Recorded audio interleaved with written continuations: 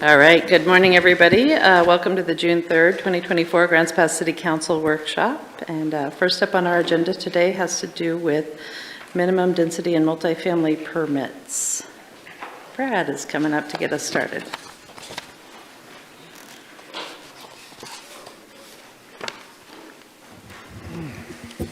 Good morning.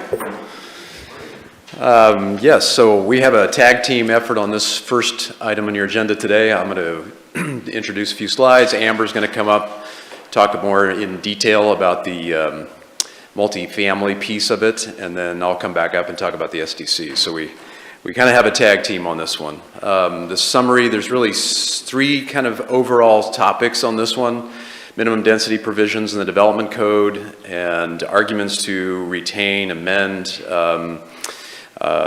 Actually, we didn't put that on there, but the Home Builders Association also submitted an email that should have been put on your dais today, and they actually argue for a repeal on some level, but a pretty significant amendment. So we can talk more about that as the council would like. The second would just be kind of a general overview of the multifamily residential units and codes, and then alternatives and other municipality examples of incentivizing multifamily. There's three council goals that these topics relate to there on the bottom. So just a little bit of background. October 2nd, 2023, you had a pretty substantial discussion about this topic. Home Builders Association and the Housing Advisory Committee both spoke at that meeting, and they presented a couple of different perspectives on the minimum density ordinance, which was adopted by the council on April 25th of 2022 on a 5-3 vote. Home Builders Association has proposed a full repeal of the minimum density ordinance and in place incentivize higher density development through public infrastructure, SDC reductions, things like that. The Housing Advisory Committee supported minimum density ordinance. They did present 4 ideas at that October meeting to incentivize higher density development, and SDCs was one of those, and we'll be talking more about that later. So a couple of the main outcomes of that workshop: the full repeal of the minimum density was not supported by the full council. However, a majority of councilors did speak up in support of some kind of increased incentives for multifamily residential. And then there was some support for additional exceptions being added to the minimum density code. And since October, home builders and others continue to request a reconsideration of this topic, so I think that's in part how it has kind of come back to you. Really quickly, I think you're all probably pretty familiar, but these just to refresh you in terms of what actually is the code saying today about minimum density, and since we're going to be talking quite a bit about it today, we just wanted to bring it back to you. It does only apply to 2 zones, only the R3 and the R4. If you build new today, you have to meet a minimum of 60% of what the maximum density is. So the R3 has a maximum density of around 10. The R4 has a higher density. You have to achieve 60% of that when you come in with your project, or phase your project and show how you're going to meet that over time. Non-conforming sites, you can't move further out of compliance if you already have a situation, but you can add units if you're going to show how you can reach that. If you do a land division in one of these 2 zones today, you do have to demonstrate how you meet the minimum density. And then in terms of exceptions, and this was one of the topics that the council talked quite a bit about before, we were talking about what are some other exceptions that you can put in there. For example, the 10,000 square foot lot size was one that you talked quite a bit about in October. You didn't end up giving direction to change the code, but that's an example of one. So, you know, if you had a 10,000 square foot lot or less in the R3 or R4 zone, then you wouldn't have to comply with this ordinance. That being said, there are some exemptions in there already, and those include things like what are listed there, environmental constraints basically that can be subtracted out. Minimum density requirements, those R3 and R4 zones have other uses that are allowed besides residential. So this is, again, something as we talk about this today, and we're going to be throwing a lot of kind of information at you, but this is just one to keep in mind.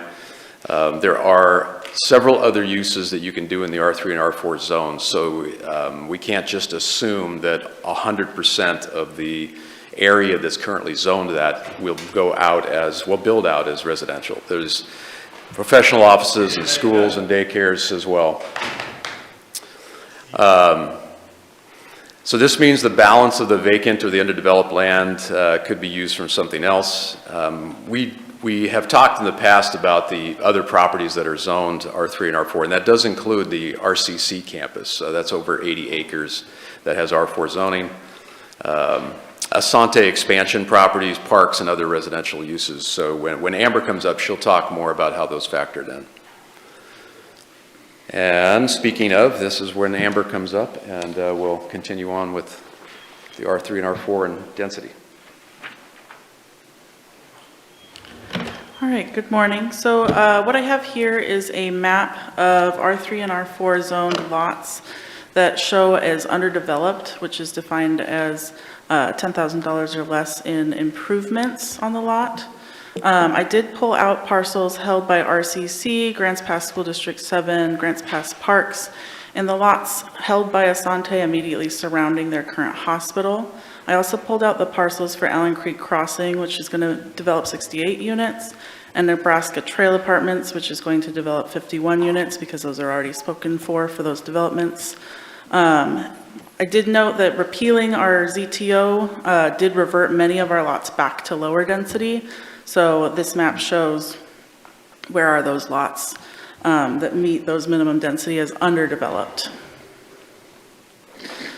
So I did pull out some of the goals that we have. The city goal in our urbanizing area comprehensive plan is to ensure the availability of adequate numbers of needed housing units at the price ranges and rent levels commensurate with the financial capabilities of Grants Pass households and allow for flexibility of housing location, type, and density. The statewide planning goal 10 also uses the commensurate with financial capabilities language. So just to include that, where I'm going with this is kind of going to be talking about why apartments are their own category in relation to minimum density. So again, some background, our housing needs analysis in 2021 projected that the city will need to grow by 4,055 new dwellings between 2020 and 2040 to accommodate for new population growth. These dwelling units will need to be available at a variety of income levels, assuming future residents of Grants Pass have an income distribution that's the same as existing residents. About 1/3 of those new housing units will need to be for those at very low or extremely low incomes, which is below 50% of the area moderate income. In relation to that, middle housing at its lowest, as it's aged, tends to hit about 70% area moderate income and can go well above 120% when it's new. Market rate multi-unit developments, usually at its lowest, hit about that 50% of the area moderate income when they're older, and then can again go up to over 100% of the area moderate income when they're brand new. Program restricted multi-unit developments, locally, those impact the 0 to 60% of the area moderate income categories. They can go up to 80, but locally we have them at the 0 to 60. Again, in the future, they could go up to 80 as well. I have a breakdown of the share of households by income level in Grants Pass, just showing what percentages are in these low income categories, middle income categories. And again, right off the bat, you can see that a large chunk of our households are under that 60% of the area moderate income.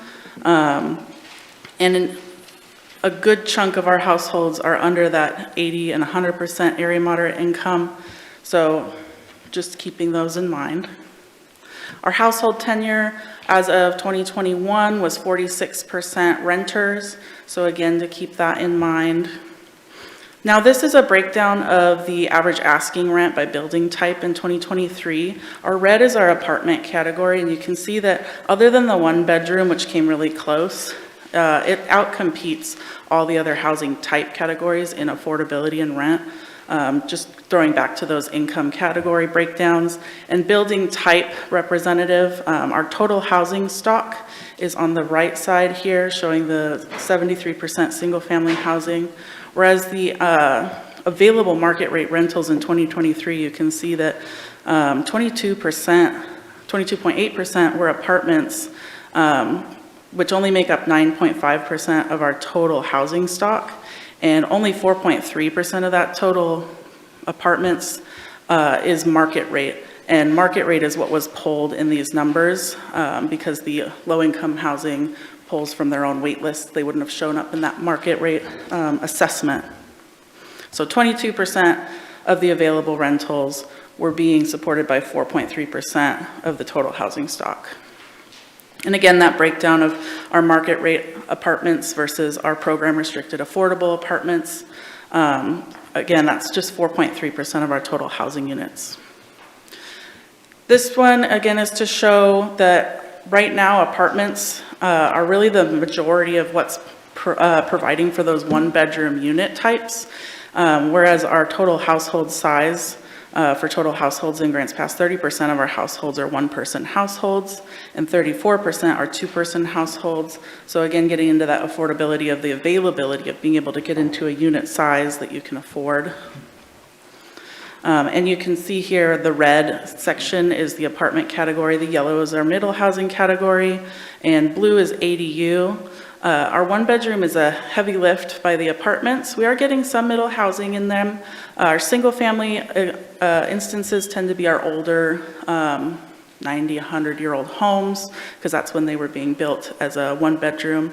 And ADUs do represent a large chunk as well. But if you looked back at this chart here, our ADUs are the second least affordable next to single family homes. So our completed units, year comparison, this just shows what types of units have been completed in the last 3 years, with a large percentage being single unit detached. We are getting a good number of plexes. We haven't yet gotten multi-unit, however, this is as of the end of 2023. Cathedral Square, which is 54 units, completed at the beginning of this year. We also have Allen Creek Crossing, 68 units upcoming, and Nebraska Trail, 51 units upcoming. And we are working on the back end with multiple developers who've expressed strong interest and are making positive movements towards developing multi-unit developments, both at market rate and program restricted here in Grants Pass. So this section here, this is showing how many units would have been affected by minimum density in the last 3 years. Of note, 2023, we had minimum density in effect. So of course, there were no units there that would have failed minimum density. But in the previous 2 years, this orange section are ones that would not have met minimum density. It was not applicable at the time, but they were developed, so we're showing they would not have met, as opposed to the green, these would have met. In our yellow section, these are all the other units that wouldn't have had any minimum density requirements on them based on their zoning.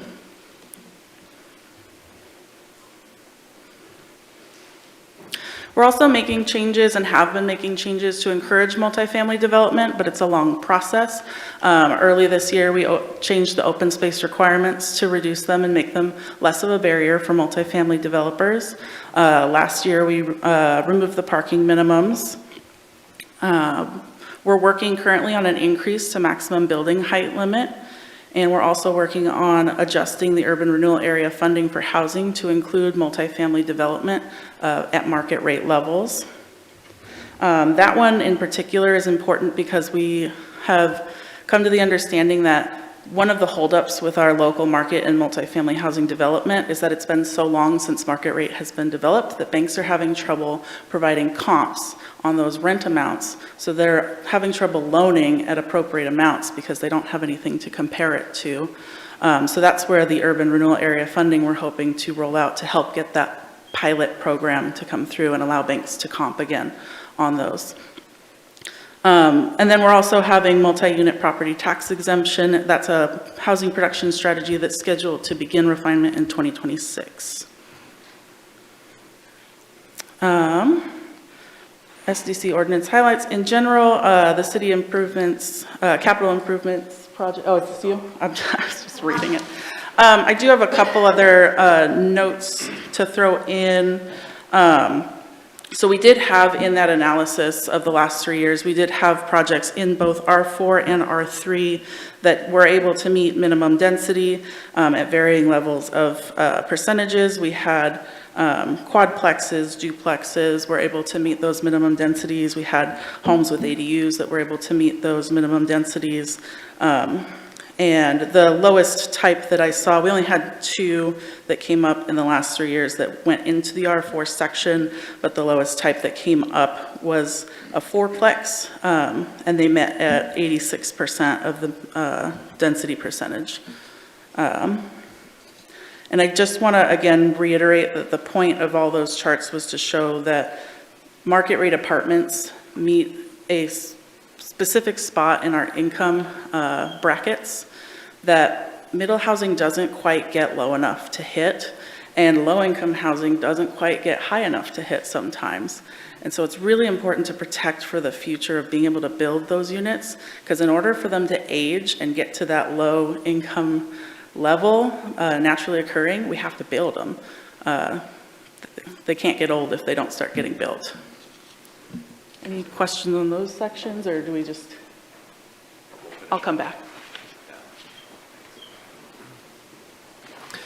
And I should have said at the beginning that this meeting doesn't really, what shall we say, it wasn't advertised as one of our every other month Home Builders Association meetings. This topic, had been sort of discussed by council quite a bit, and I think the mayor and council president have been kind of watching. There's been a lot of stuff that has happened since October when you last talked about it. That being said, we did reach out to home builders. We have Chad here today, who I know has some interest, and then the Housing Council, Doug's here today.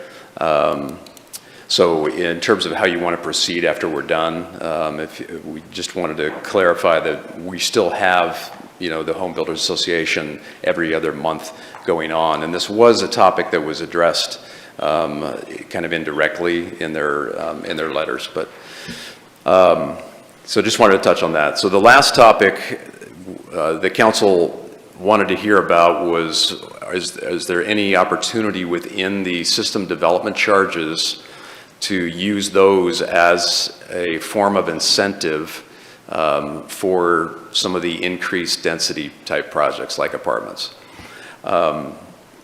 And Jason can speak to some of this as well, but I'll just hit some of the background. So in general, the city capital improvement projects where SDC revenues are applied rely on usually about 20%. And that fluctuates from project to project and from, whether they're talking about transportation or sewer or stormwater.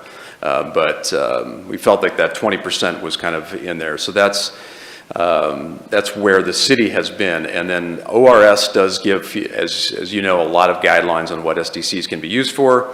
They can only be used on capacity increasing improvements. So you can't use SDC on all projects.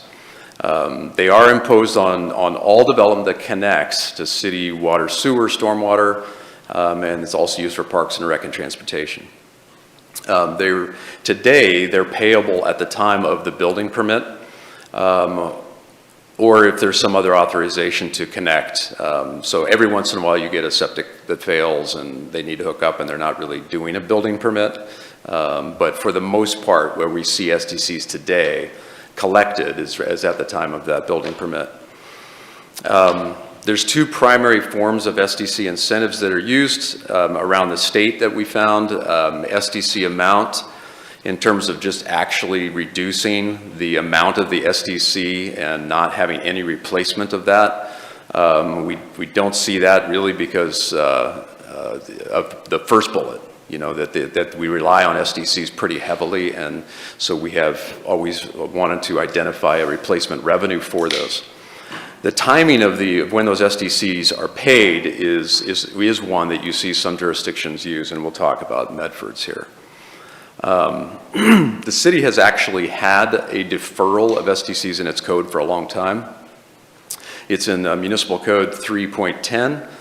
And what it says is any residential development may defer payment of SDCs from the time payment is otherwise due until an occupancy permit or close of escrow, whichever is earlier. So to qualify for this, you have to, at the time of your building permit application, pay a fee, which is essentially an interest rate that collects over the time from the building permit until it's actually paid. We've seen very little use of this, probably in part because it doesn't get a lot of advertising, but it has been in there. The other thing is because of the fee, and you are essentially paying more. So Community Development's approved only 7 of these agreements for financing AFDs or SDCs since 2021. The Muni Code states payment of these at the certificate of occupancy or close of escrow. Up to this point, we have really only seen them with escrow, and that's more of an administrative thing in terms of tracking with the title companies in town, so that there's a mechanism to track exactly when those SDCs would be due if you had a deferral agreement. So what are the options? Portland has had one for quite some time. I'm sorry, in 2023. So they've had a fairly recent one that allowed for payment to be deferred up to 24 months. If the deferral payment's approved, the failure to pay those in full for a qualifying building permit will result in accrual of interest. So that's similar to ours with a little bit more specificity on the time frame. The one that the Housing Advisory Committee and staff looked a little bit more at is Medford's. And Medford's has a situation where a single family development payment of SDCs can be deferred without interest to time of sale or time of actual occupancy. The multi-family residential development, commercial development, and industrial development payment of SDCs can be deferred at issuance of certificate of occupancy, time of sale, or time of actual occupancy, whichever's first. So a little bit more flexibility there when you're talking about the multi-family side. And there's of course going to be a lien as we do now. The city does the same thing. So the motion that was made to you on May 17th supported preparing an SDC deferral program that kind of mirrors Medford's. And again, the real benefit here is it's at the front end of your project. When you're coming in, you already have a large chunk of cash that's due to pay for the building permit and other fees. If you don't have to pay that at that point, and you can defer that and connect it more with your sale, it does offer a little bit more flexibility and latitude in terms of how that could be financed and or how the timing of it. It's difficult to say why we haven't seen our deferral used much, other than, like I said, the lack of advertising for it. Medford has seemed to have experienced a little bit more success with theirs. So again, that would be deferring it and not having the fee or the interest rate accumulate. So that would be something that the council could consider. So we know we threw a lot at you. Those are kind of the options there. On the minimum density ordinance, again, you can retain as we currently have it. You could propose some amendments, direct staff to do some amendments, repeal it. And then on the council direction on the SDCs, we could retain the current Muni Code deferral, which has a fee charged, and potentially do some more advertising of that. We could amend the Muni Code to align with Medford's model or some other opportunities that come out of today's discussion. Thank you, Brad. Council, what questions do you have? Rick, go ahead. Thank you, Brad. Could you go back to the building type that shows the total housing stock? Yeah, and Amber, do you want to? That was Amber's. You want to come up, Amber, to? He hasn't asked the question yet, but I'm pulling it up.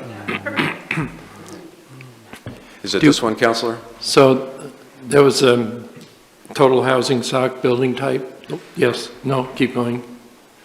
Keep going, that one, on the right-hand side. Do we have any figures like that for Roseburg or Medford as to what they're, The total housing stock can be pulled from the census, so I could pull them. I don't expect But I that don't have today. them off the top of my head, no. But I think that'd be interesting to know, are we overloaded with family housing, or are we about the same as the rest of those cities? Do you have any idea? I would think with Roseburg, we might be similar, but the push is generally, I mean, we're coming out of being rural, so we are on the lower end of any other type other than single-family housing. The one that we're a little bit higher in is duplexes. Yeah, we've If had you- really great success with the plexes since the beginning of this middle housing code. Okay. And duplexes are the bulk of those coming in. And the second and last question I have, with the Housing Advisory Committee, what was their original position concerning the 60% density factor? So the minimum density ordinance actually began with Housing Advisory Committee several years ago. Correct. And Doug's been the chair the whole time, so he can speak to it. But they have advocated and supported for the minimum density code. Yeah. Yes, we did. We advocated it, and I don't know if it was unanimous or not. It was a while ago. I can't remember. But we saw a couple benefits to it. One, it sort of puts those guardrails or something on the development community that says, hey, build more apartments. And also that should artificially keep the price of that land a little lower, because there's less demand for it. And it certainly is the greatest need in the community is apartments for the middle housing. And as the committee, over time, have they still maintained that position, or do Yeah. they, all right, Yeah, it thank hasn't you. changed. Okay. Are there other questions? Valerie? I don't know if you can answer this question, but, you know, one of the things that happens as you build more duplexes, triplexes, or like we've built the, because we do have coming down the pike the low-income housing, is people move out of the house that they were in currently. So has that opened up any more of our real estate for, just in terms of other housing for, you know, lower income people buying into houses? I mean, I'm just kind of curious, because that's really how the program, how housing works a lot of times, is that Right. as people move into other housing, it opens up other housing, and in that case, if it's lower income or whatever, that would open up houses at a more affordable level. Have we seen that happen? So I do my monthly rental tracking, and I definitely saw a large bump in the last 3 months. As Cathedral Square was filling, there was a large bump in one-bedroom studios and lower cost two-bedroom units on the rental market, hitting the rental market. Now, those got snatched up quick. Those are gone already. But there was, I mean, it wasn't the total amount of units, obviously, but there was a large increase. Usually I'm seeing like maybe 8 one-bedrooms at all per month. And one of those months, the middle of it, I got 20. So.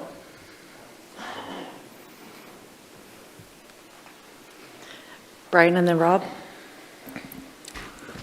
Thank you for the presentation. There was a lot of information in here with graphs and charts and trying to show statistics on the housing situation. And most of us up here are not planners, not in construction, not housing experts. But what I think I heard staff say is that the minimum density requirement is kind of protecting the R3 and R4 for future potential for higher density apartments and things like that. And I know that it's probably a tough topic for staff to give a recommendation on, given all the interests involved, but I just wanted to make sure that I was kind of coming to the conclusion that I think staff was trying to explain. Yeah, Counselor, I mean, you know, our job is to present the information to you as policymakers. We did go back and listen to a couple of the meetings, you know, several years ago when both the Housing Advisory Committee was bringing this forward, really what was the impetus. One thing that was underscored is that this is a long-term strategy in terms of anytime you're talking about new construction, it just takes time. So the comments that were made at that point was, let's allow for at least a few years for the minimum density code to be in effect, to see if it can have any kind of on-the-ground impacts. And I don't think that we're, at all unusual in that. I mean, that just is the nature of getting land secured, finding lenders, getting your building permits, and moving through the whole process. It just takes time. To your point, I pulled this map back up because we did want to get a better data point for the council in terms of how much acreage are we actually talking about when we say R3 and R4. And I think Amber touched on this, but we calculated 66.5 total acres when you pull out those RCCs, the Asante property, the city parks that are zoned R3 and R4, and all the others that are already built out. So, and that also does not take out the steep slope. There's a couple of steep slope properties, including one up off of Hillcrest. So if you take the 66.5, you take out the steep slope areas, and you're shooting more like in the 50s or so. And thinking about what our housing needs analysis said that the city is going to need 4 apartments in the next 20 years. We think it's about right in terms of where we're at in terms of inventory. Okay, thanks. Rob? On the SDC deferral, what was the justification or rationale for implementing or for essentially writing that it's due at the time of getting the permits rather than, or at the initiation of the project rather than at the end? What's the rationale for that? Well, there's a little bit of prognostication going on there because it's been that methodology for over 20 years. So we don't know exactly, but I would say that probably the primary driver is the simplicity of collection, because they're already coming in the SDCs are going to be calculated on like the number of fixtures, and the number of impervious area, and all that stuff gets calculated off the site plan. So you're already working with the documents that are needed to determine what that SDC is. And so, that calculation, as well as the fact that you're already collecting fees at that time anyway, I think those two combined probably is why it was set up that way. Thank you. DJ? I wanted to add to that question, Rob. That's also theoretically when you're hooking up to load the infrastructure, and that's what those fees are for, right? So it's a permit of use, SDC in a way, because you're adding to the load, you need to pay into the system, and that's when you're going to be tapping into those systems. So it makes sense to charge it up front. But also it makes sense to defer as well before you're actually putting the load on it when the house is theoretically occupied. Yeah, it would seem though that when you say put the load on it, you're not actually using those services until there is a load. So the rest of it is just kind of, well, it's almost like because we can charge it. Because it doesn't seem like there's no load on the system at that point. No. So the city's not losing anything. It's just that we have the ability now to essentially force that. Right, and that's true for parks.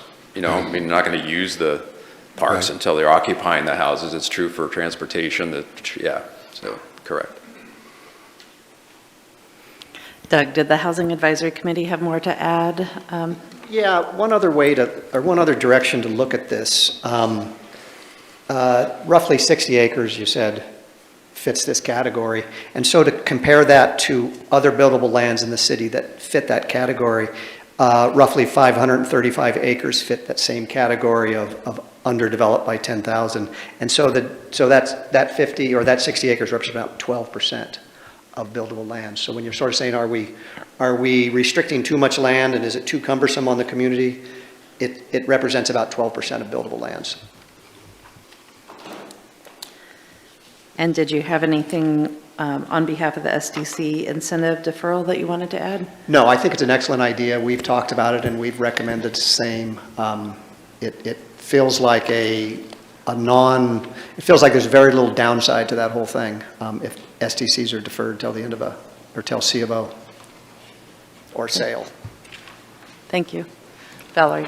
Yeah, I do have a question, and that's that I know that something that has come about through the legislature was that one of the things that DLCD is allowing is a trade in the urban growth boundary as opposed to expansion. And then I read somewhere that we had gotten a grant to look into that. So is that something that is happening currently right now? It's looking at moving into outside of our urban growth boundary to try to bring in more land. I just would like an update on what's going on with that. Sure.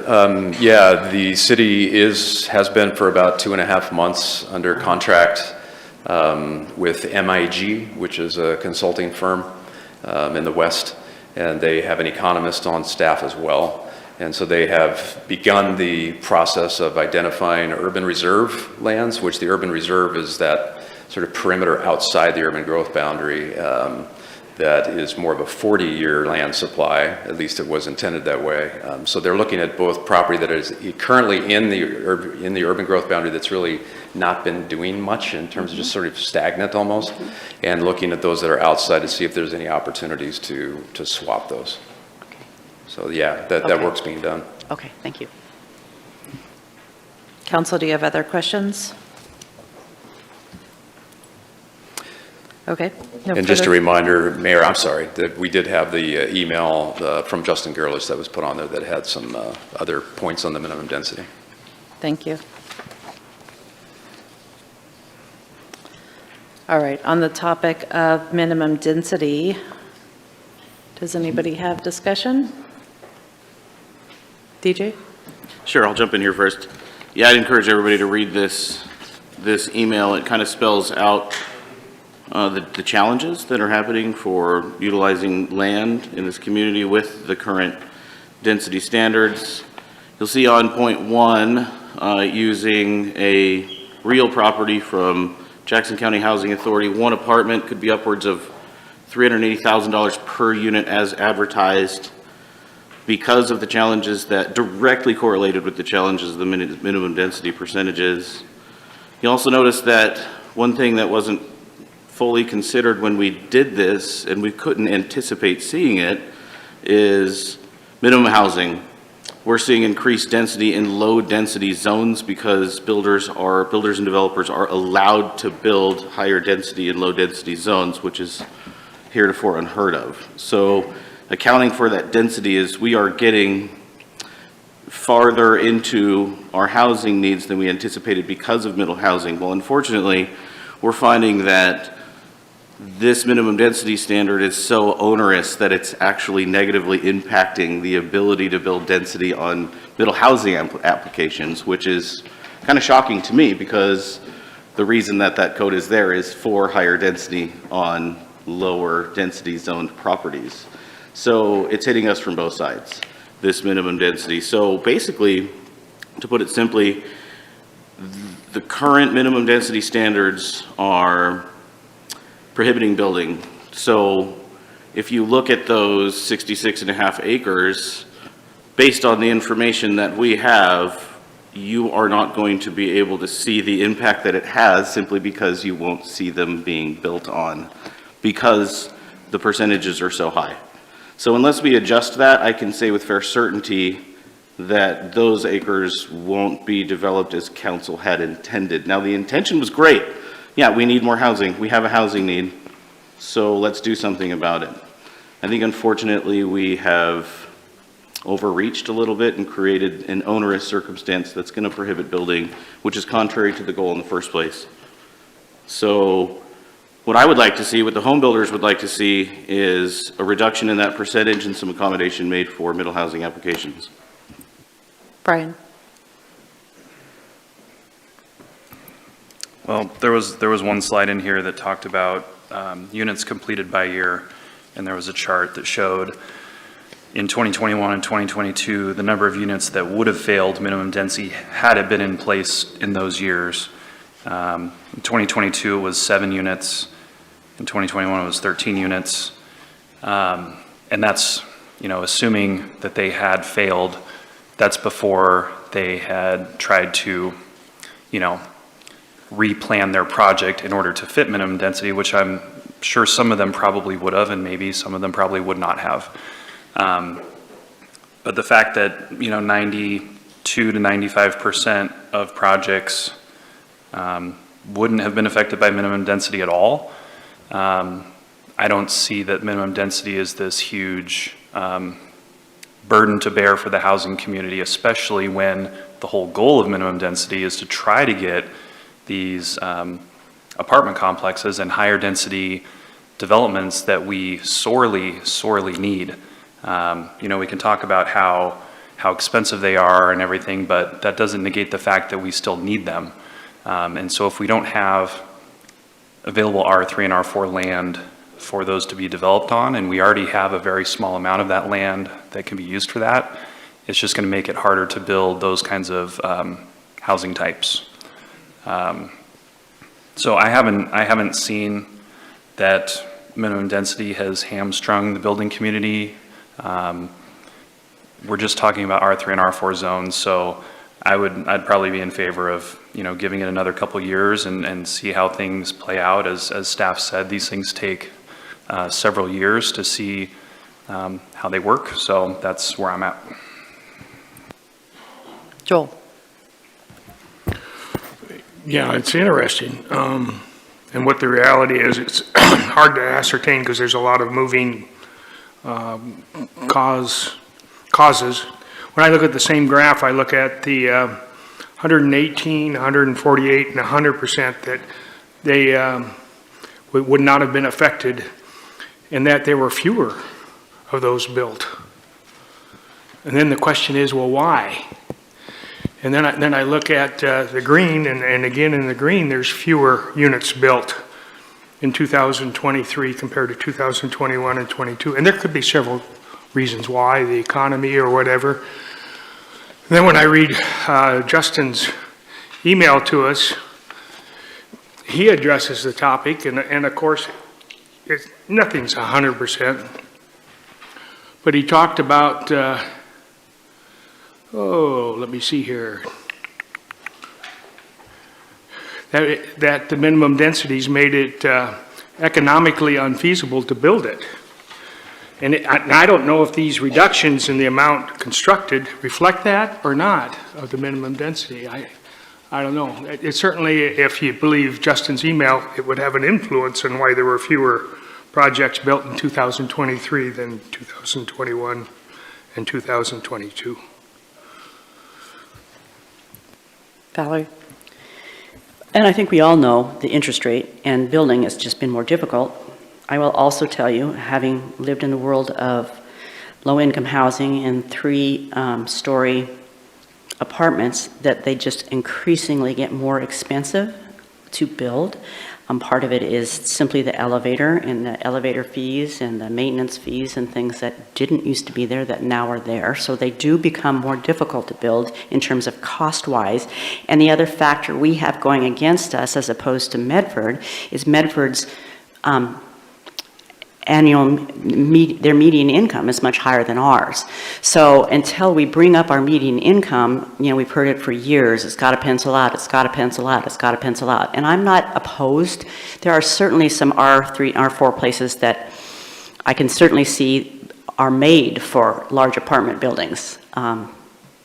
But I think the greatest growth in our building in the last couple of years has been as a result of local builders trying to build duplexes, triplexes, and even quadplexes. So what I have said all along, and I believe seriously, it's going to be our local builders that get us into the position where we are. We do have several low-income housing that have come through, but those depend totally on state funding and federal funding and subsidies. And so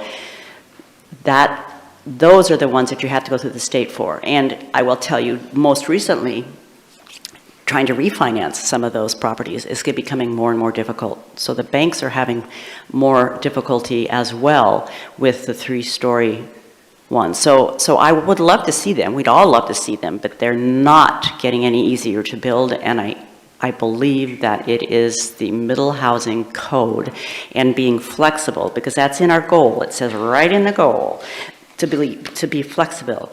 It says here, commensurate with the financial capabilities of Grants Pass households and allow for flexibility of housing, location, type, and density. So I think if you're talking middle housing and it's stopping middle housing, that's where it needs to be adjusted, and we need to be flexible, because it's those units that are being built right now is the plexus, not the 3-story. So ultimately, when our economy turns around and we have more higher paying jobs, that's great. But until that starts to happen, it's going to be the duplexes and triplexes that are going to pull us out of our housing crunch right now. That's how I see it. So I think we need to be flexible with those projects and allow them to, it's this recent dense 2-story townhouse projects cannot achieve this target and should be able to, in the spirit of what we are trying to accomplish. So the spirit of what we are trying to accomplish is housing that is affordable. And if that means that we have to make adjustments for the middle housing code to make that happen, I think that's where we need to make them. Dwayne. I have to agree with Valerie on some of this stuff and some other people, but I think some of the things we're not looking at is, Oregon already has the most restrictive building codes in the country. We are the most restrictive to build anywhere. And we're going to be waiting for state and federal money, but if you just read the economic forecast that just came out for Oregon, we're not doing very well.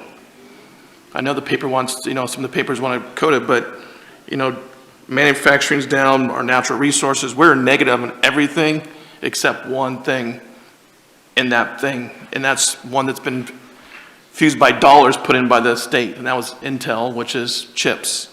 We don't have much chips around here, but I think there's some Medford, but the economic forecast is kind of low, and now we're going to be wanting to use state and federal money to build apartments. I could see that money drying up real fast soon, or if it already hasn't, in the future here. Because you have to have money to build apartments, because the local builders are not going to build apartments here. So I think we need to be looking at our restrictions a little less likely and get our local builders to build as much as possible. I think we've been doing good on that, but I would like to do even more. So I'm in favor of less restrictive stuff. Thank you. Vanessa? My concern with going backwards on the minimum density at all is that we would have more of the same from when we had it before, and we know the historical build out for R3 and R4 land that is preserved for high dense housing has been built out on a very low density basis. So I'm concerned that moving backwards at all will be more of that same, and that is the behavior that has gotten us where we are, where we don't have a diversity of housing stock. And we are very heavy in our single family housing stock. The ZTO repeal that recently happened returned about 150 acres back to higher density requirements. So we've already had a very recent reduction in the minimum density standards. What we're talking about today, as Brad outlined, when considering land that is not buildable or extreme slopes, we're only talking about 50 acres of land that really should be preserved for subject matter experts that can build really dense housing on that land. Our community is situated basically inside of a bowl around the hills. We cannot keep growing outward. We do have an urban reserve, but that land is very limited. So we have to be really strategic about the land that we do have available that is currently buildable. So if our local developers are saying that these 50 acres, that they are not able to develop them as they need to be developed, that's perfectly fine. Their expertise lies elsewhere. It's needed elsewhere. But I say that this council should have the vision to hold that land for possibly an out-of-the-area builder, such as Chrisman Development, the development that will be going in on Nebraska and Ramsey. we were able to very strategically attract an out-of-area developer that will be providing 50-plus units on a piece of property that we were able to incentivize. So with that same vision that we had with that project, I would like us to continue that with the minimum density requirements. Many other communities throughout the state have minimum density requirements, and they are able to build apartments and dense housing.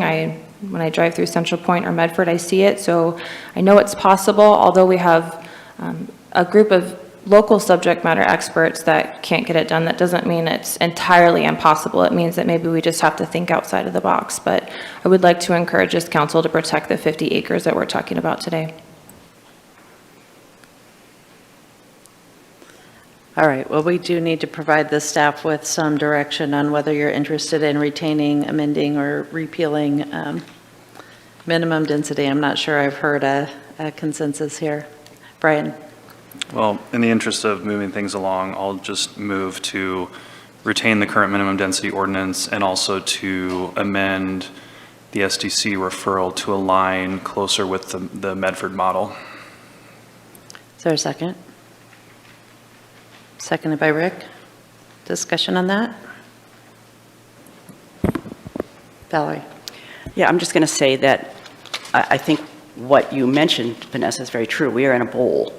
And the truth of the matter is there's not a lot of projects that are flat enough to warrant what can happen in Medford that has much flatter open land.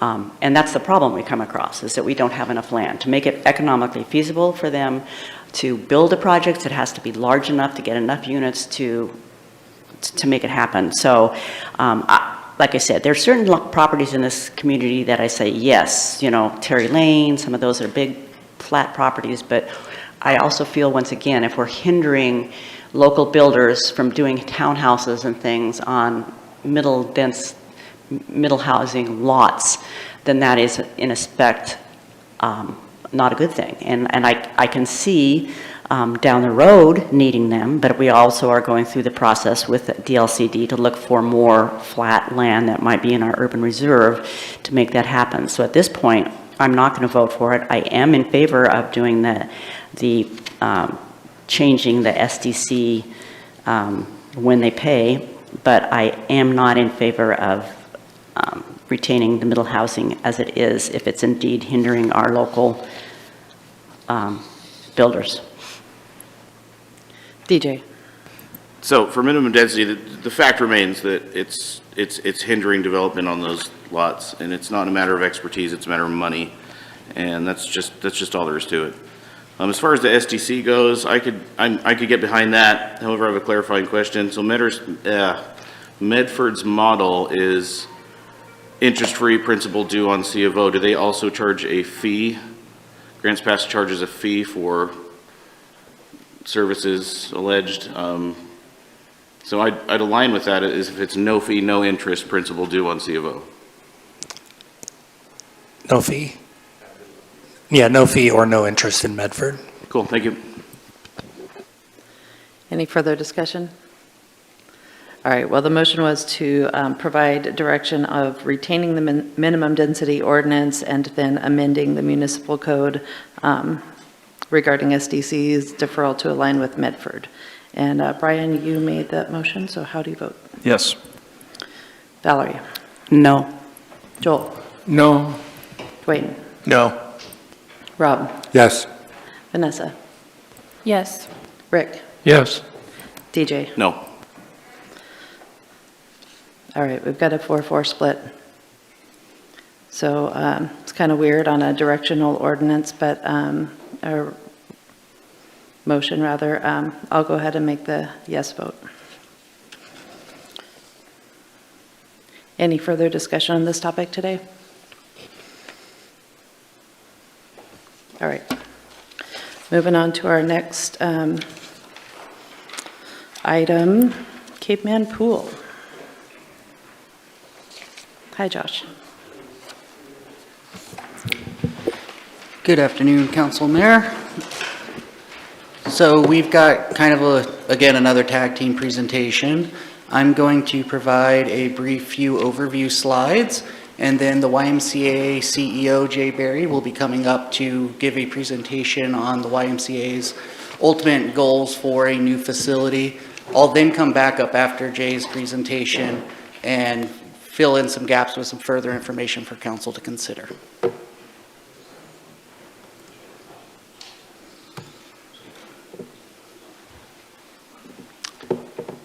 So, Caveman Pool discussion.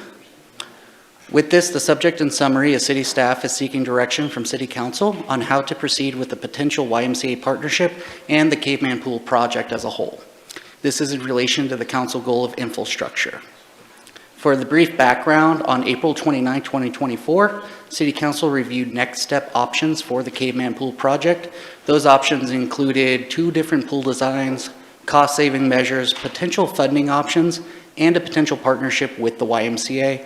The City Council requested staff and the YMCA bring back information on a potential partnership within 30 days.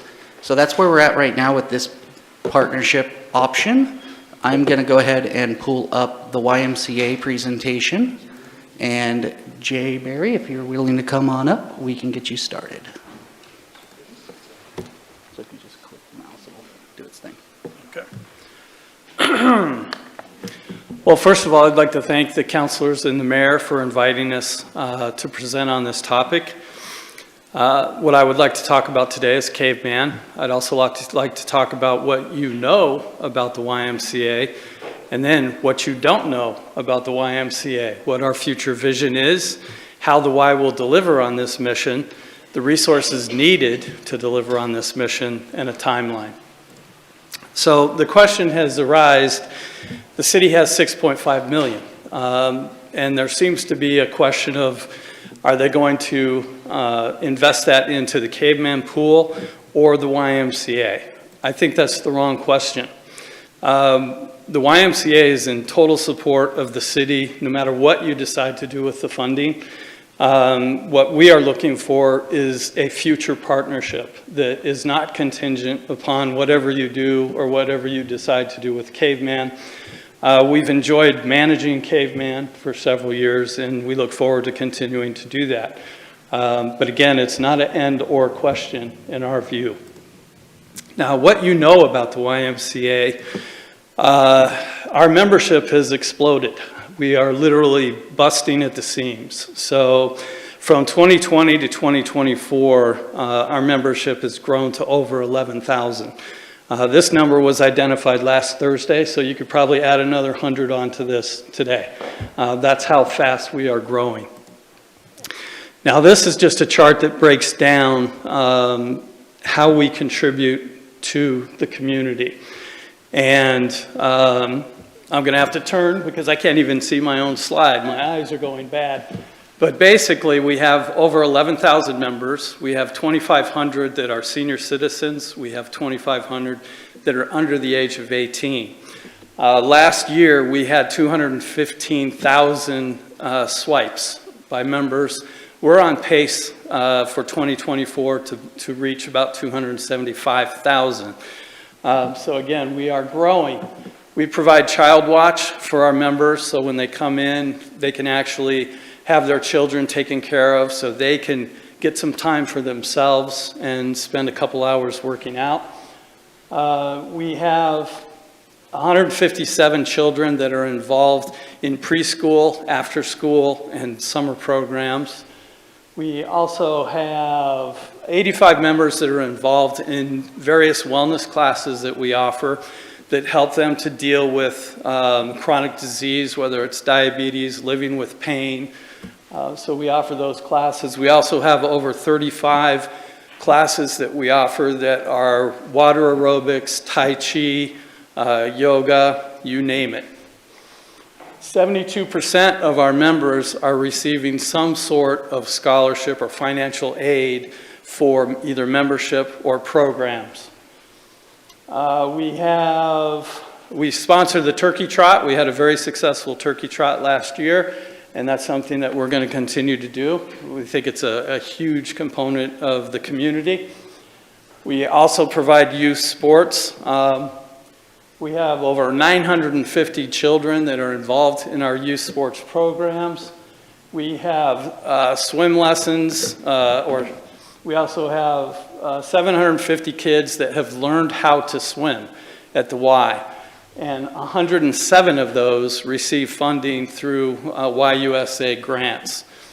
We also have two swim teams. We have a youth program, and we also have a master's program, and we are working collaboratively with Grants Pass, Hidden Valley or North Valley, as well as Medford, to increase the amount of participation in those swim programs for the whole community. We also manage two pools. So we manage Caveman, an outdoor pool, and we also manage our indoor pool year-round. Adult sports, we have 400 participants in our adult sports programs. Those are very popular. We also have a wellness center that offers massage, red light therapy, life coaching, and really focused on recovery, because it's not just about stress, working out, it's about how do you recover.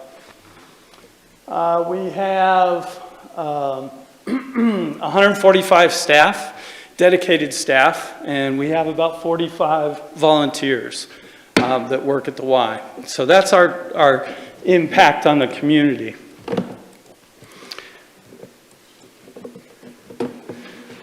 Josh, it won't, there we go, okay. What you don't know about the Y is our future vision. We're very excited about our future vision. We are at war and we are losing. The enemy is not another nation. The enemy is chronic disease.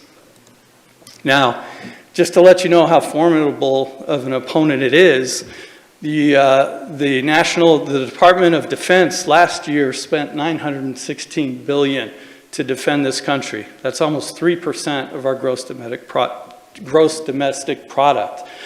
Do you have any idea what we spent on healthcare? $4.5 trillion. 86% of that, $3.9 trillion, went to chronic disease alone. So that's almost 15% of our GDP. Almost 5 times what we spent on defending this country.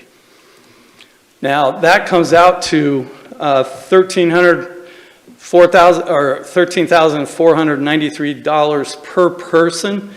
That's 4,000 higher than the next nation. Now, Sun Tzu, great Chinese general, he's also the author of The Art of War, suggests if you know the enemy and know yourself, you need not fear the results of 100 battles. Well, chronic disease is the enemy, and oddly enough, it's what we do to ourselves. So chronic disease arises from our personal lifestyle choices. So let's dive into that a little bit more. That means our nutritional choices on a day-to-day basis. That means whether we decide to smoke or drink, if we use prescription drugs or recreational drugs. How much time do we spend in front of a screen, watching TV, working on a computer, on our phones?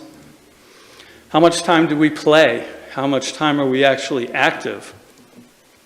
Our sleeping patterns.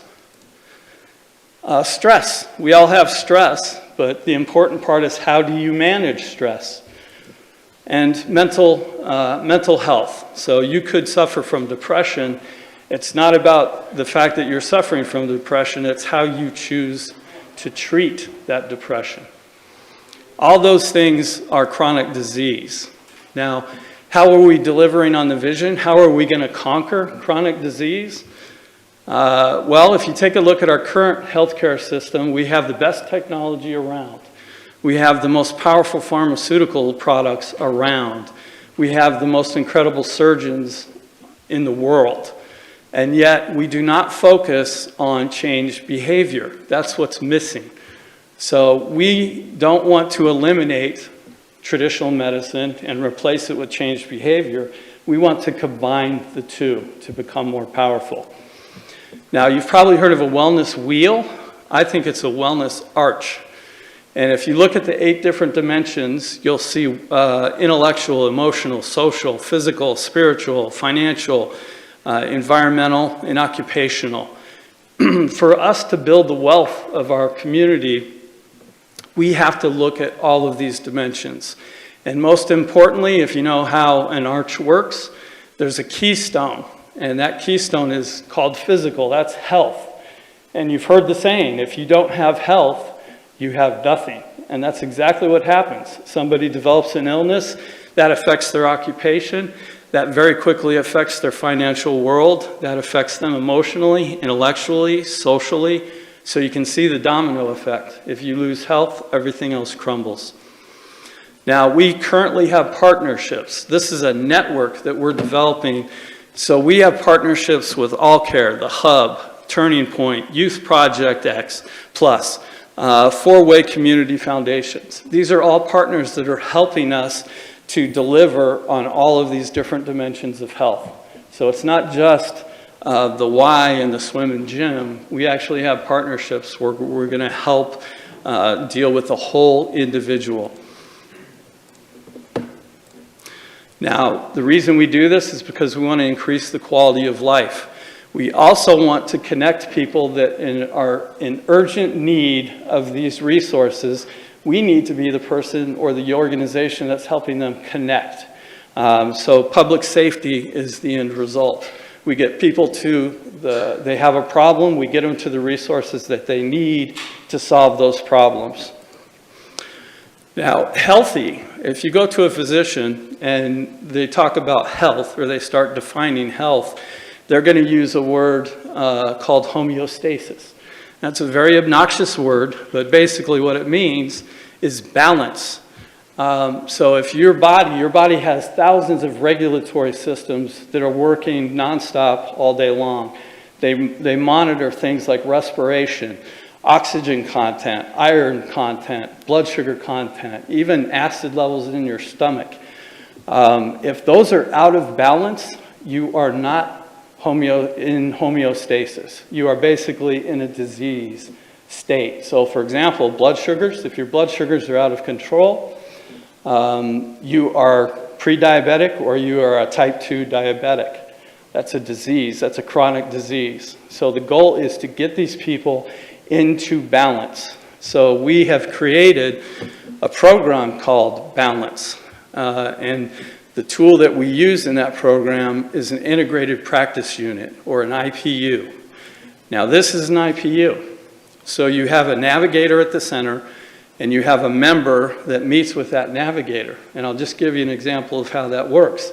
A physician has a patient that is a 10-year-old obese child.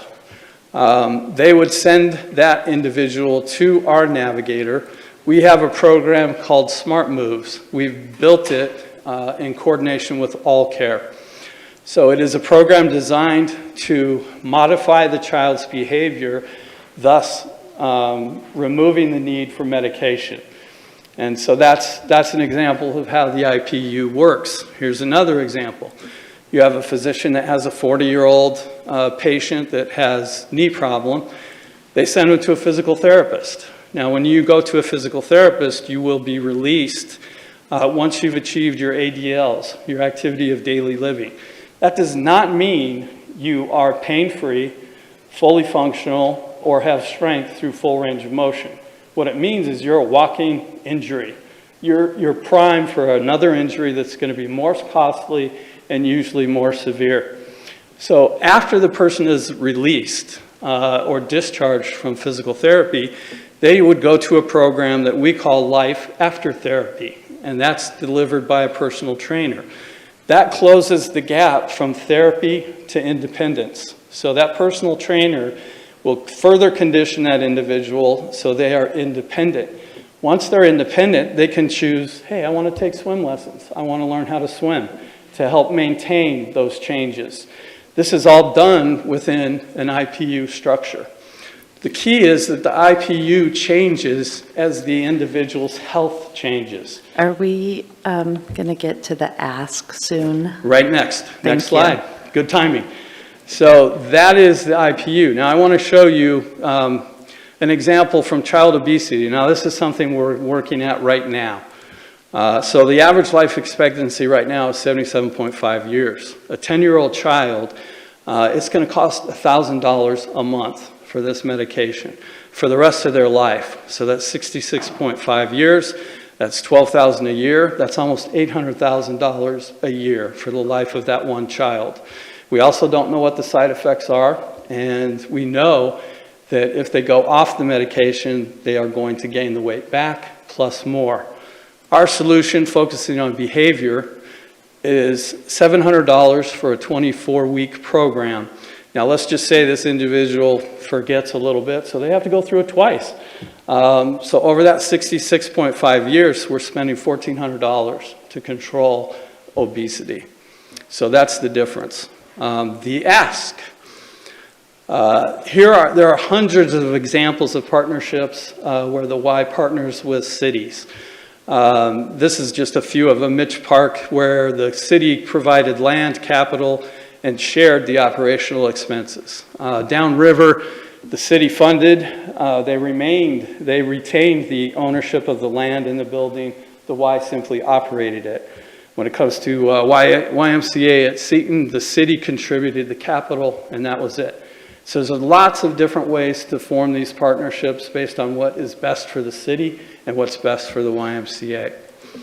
Our ask is we have about a 10-acre lot in Allen Creek that we're looking for.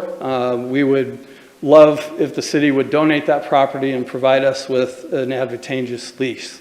So $1 a year for 100 years, and we'll pay it in advance. So that's our ask. The timeline, GRO is the company that we work with. They're the ones that built Salem. They're the ones that built the Eugene facility. We are already in contact with them. We've started the process. That's going to be a 4-year journey. So that's from planning all the way to the last coat of paint on the building. Planning is a year. Capital campaign, 3 years. Now, if we go on the Eugene facility, that was $650 a square foot. We're looking to build a 100,000 square foot facility. You're looking at $65 million that we would need to raise. We would love the city to stand by us as we go after the state and federal dollars as well as private donations. Architect, that's about a year. That's about a year and a half. I think I lost it. Go back. Here we go. Sorry about that.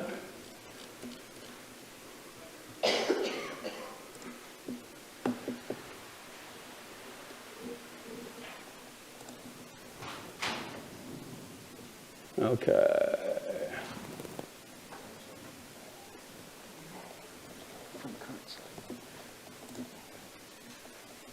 There we go. Okay, thank you. Architect, we're looking at about a year and a half. Contractor, we're looking at about 2 years. Ribbon cutting, about 4 years out. And again, a lot of that is dependent on the capital campaign, how fast we can raise that money. So that is my presentation, and I thank you for your time. Council, do you have any questions for the Y? Vanessa?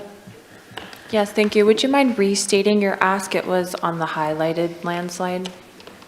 Let's see. Our ask is a partnership, so whether that's capital or, the land is the big thing. If we could actually have the land donated and a strong lease, a favorable lease going forward, that's the ask. Thank you. Sure. Any other questions? Rick? Thank you for the presentation. So part of today's discussion was try and, I would say, educate us as a council as we look forward or in the future for Caveman Pool. If Caveman Pool was under your ownership, how would you view it going forward? I don't think we would want to put ourselves in the position to own it. I think, I think operating it, no problem. But ownership, I think Josh is going to probably dive into that a little bit more in terms of what's involved with that project. I'm sorry, that was not my question. Oh, I'm sorry. I didn't ask the right question. So, just theoretical, if you're owning a car, you reach a point where you put money into it, you don't put money into it. So, not that you're going to own it or would own it, but what would you see for the city as we move forward? Because you're in the activity you're in, how would you, as part of your assets and your facilities, what would be your perspective of what we might consider as we go forward? Well, I personally think that you are beyond the usable life of that car. So I think putting any more money into it is going to give you limited returns. The other challenge is it's an outdoor pool. You're really looking at maybe 70 days tops of utilization. So it's a pretty big investment for a very short-term return. Thank you. Sure. Any other questions for the Y? Vanessa? At the very beginning of the presentation, you had stated that the city has $6.5 million. I wanted to know, is the Y aware of the strings that come with those monies? One is the Urban Renewal Agency. It has to be located within a very specific tract. And then the additional one is the American Rescue Plan dollars, where those monies have to be in contractual agreements by December of this year. Is the Y aware of both of those contingencies? Yes, we are aware of those. And again, we think that's beyond our scope.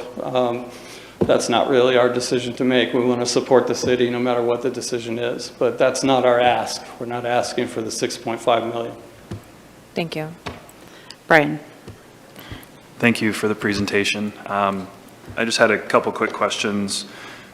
It looked like from the chart of Y membership, it's gone up significantly over the past 2 or 3 years to the tune of about 3.5 times, which is great. Do you have any idea, can you explain what the Y thinks that increase may be attributed to, or what the factors were for that huge increase?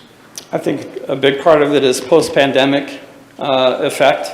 People are now less hesitant and they're coming back to their old lifestyle choices. I think the other big component of it is our balance program, because we're not just about membership anymore. We're about meeting the individual, finding what their challenges are, providing solutions. I think that's a huge appeal. Was the membership higher before COVID and then it dropped and then it has come back up? Correct. Yeah. Okay. Can you speak to, I'm not aware of like membership pricing at the Y. What's like the range of a membership cost? Actually, I should have brought my membership director with me. We are very, very competitive. I would say we're probably in the neighborhood of 65 for an individual, and then depending on what services you want to add on to that. Okay, great. And then just the last quick question. I know the Y has been at its current location for a very long time. Does anyone know exactly when the Y started operations at the current site? 1982? 3. Okay, great. Thank you. Sure. And Valerie, she's right behind you. Yeah, I'm behind you. Yeah, I have a question, because I know, like I said, you're working with All Care. Have you, it seems that one of the things that is I've seen happening, it's kind of a trend, is that like with the Oregon Health Plan or whatever, that you offer rates applicable, or that people who have certain health plans are able to get a discount. Is that something that has happened recently that may also affect the surge? Just wondering. I think that's a contributing factor, but it really comes down to engagement, because a lot of times people are getting that benefit as part of their insurance coverage, but that doesn't necessarily mean they're ready to participate in any type of physical activity or going to the Y or any other facility. So that's really about us engaging them. Any other questions? All right, thank you. Thanks.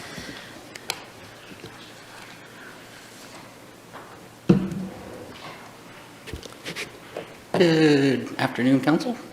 Josh Hopkins, Park Superintendent, back again.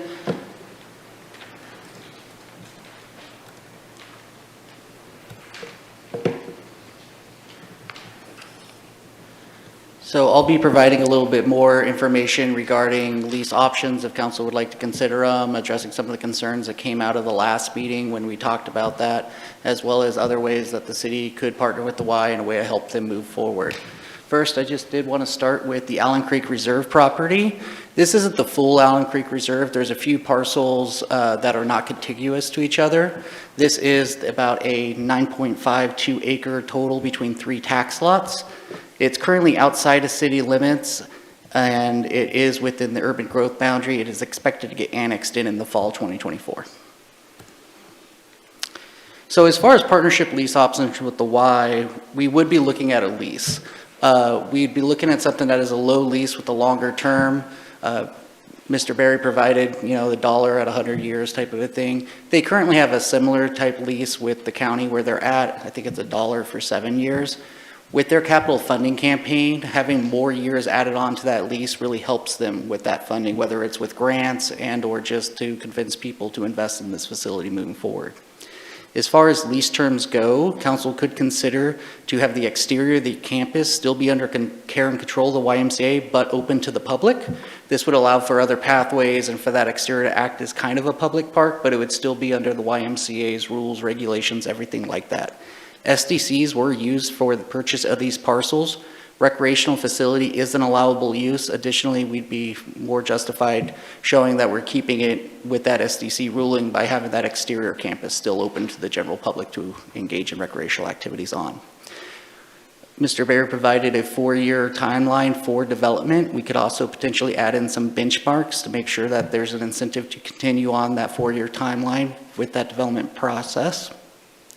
And then if this partnership was looked at as something to replace the current Caveman Pool project, you could decide to lock in the Caveman Pool rate of $5 as a non-member drop-in rate, with increases only being allowed by the city council.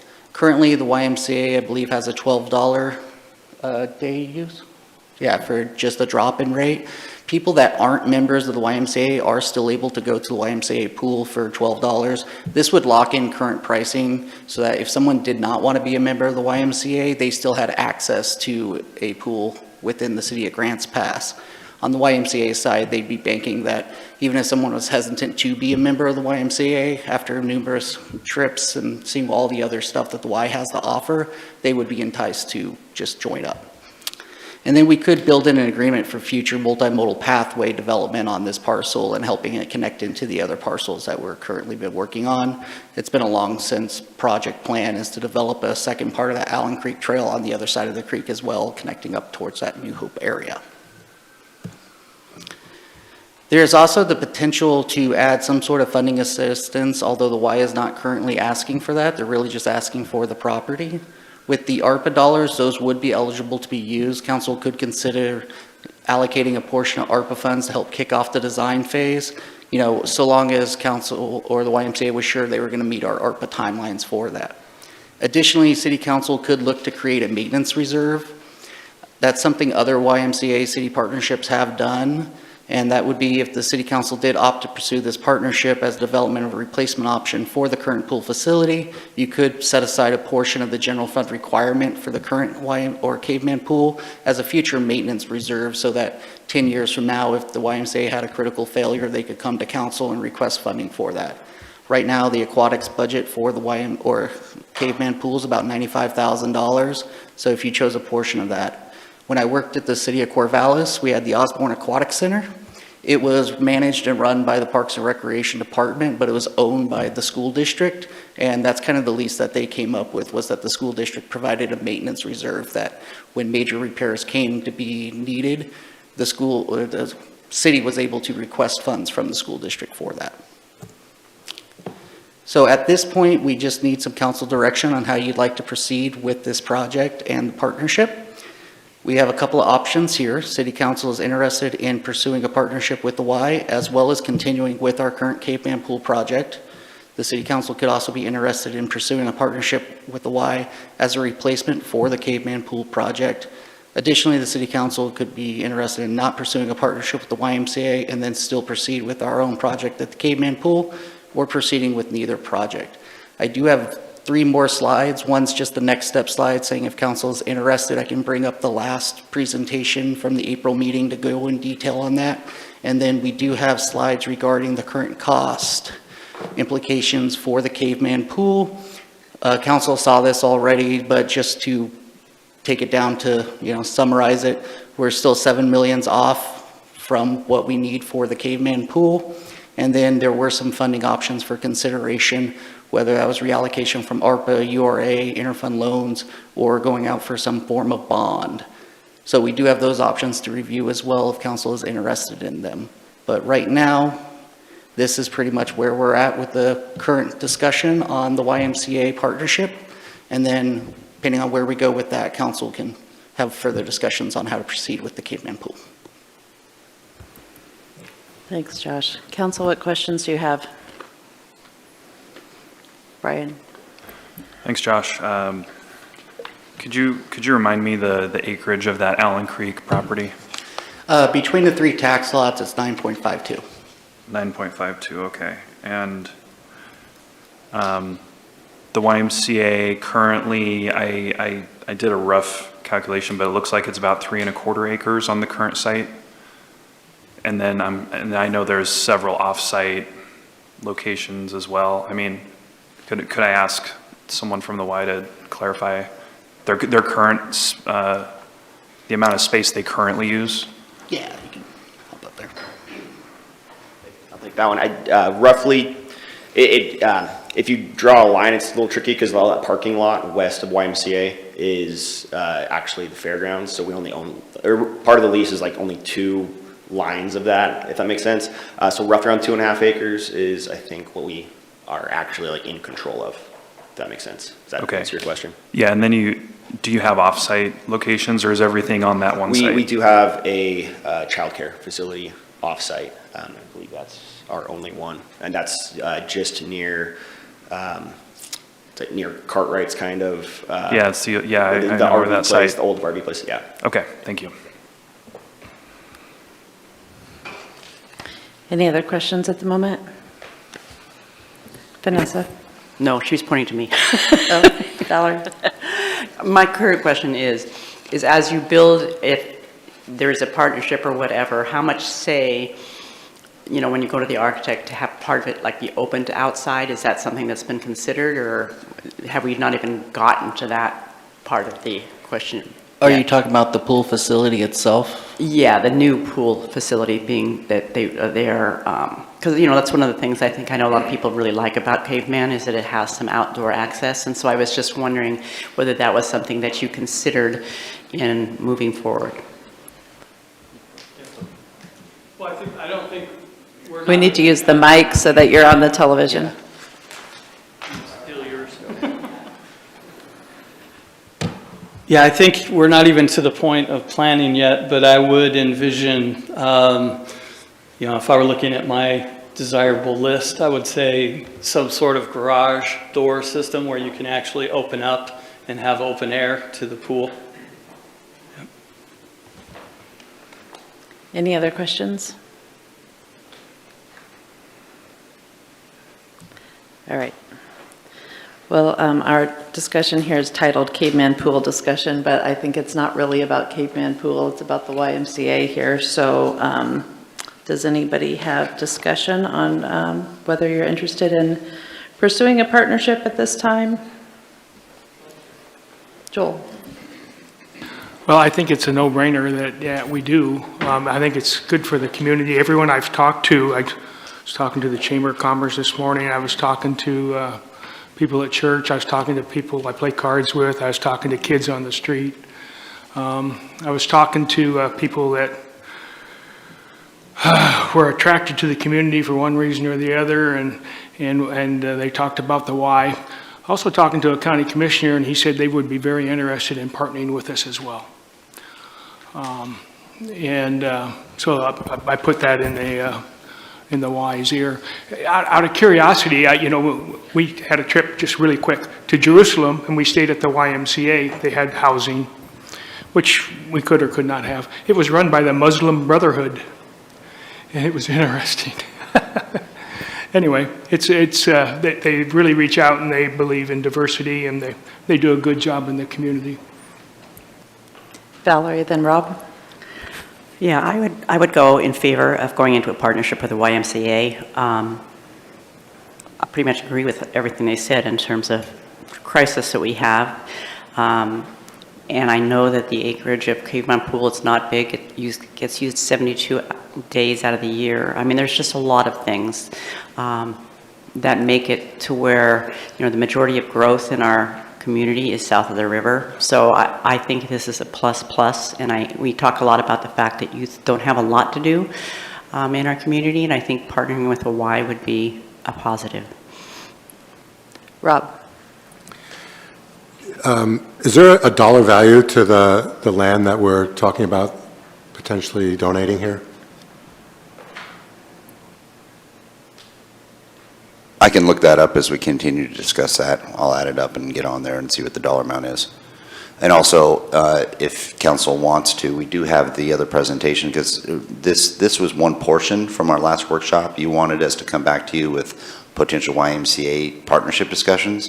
But depending on what you're going to do with the pool, I think we still need to revisit some previous information, which we have pulled up also for Josh to go through, which is including the cost of the pool, the funding gap, pool layouts, and those kind of things that we still need direction on with the pool. Unless this discussion was like, we're going to go with the Y, we're not going to do the pool, then we don't have to have that discussion. But if we still have pool, we have ARPA dollars we need to look at obligating, and et cetera. So unless the pool is totally off the table, I think we need to have further discussion about the pool, if you would entertain that, Mayor. All right, anybody else? Are you ready to talk about Caveman? Joel? So I think there's two viable options for the Caveman Pool. This pool isn't going to be built until 3 years, probably. Let's give them a grace period of another year, 4 years. I don't know if we can keep the existing facility going. So that's one option, to keep it going in place till this is finished, and then make a decision on the Caveman Pool. We wouldn't have to make it today. The other option would be to discontinue the Caveman Pool, which would give us only one pool for those 4 years. The advantage to that option would be that it would free up the general fund dollars for public safety, which we know is at a premium. I think either option is politically acceptable. I do know when you don't have enough money to go around, and you start cutting it upsets people. And it's an economic fact that you have to do that. And that's not a pleasant thing. So I would ask that we consider that as well. I've been through that with another agency, and it's stressful.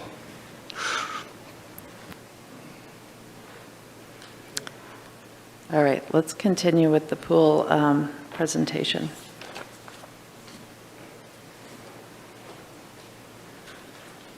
So I can bring up the pool presentation that we had last time. Again, part of it does decide if council did choose to just go with the YMCA option. But in the meantime,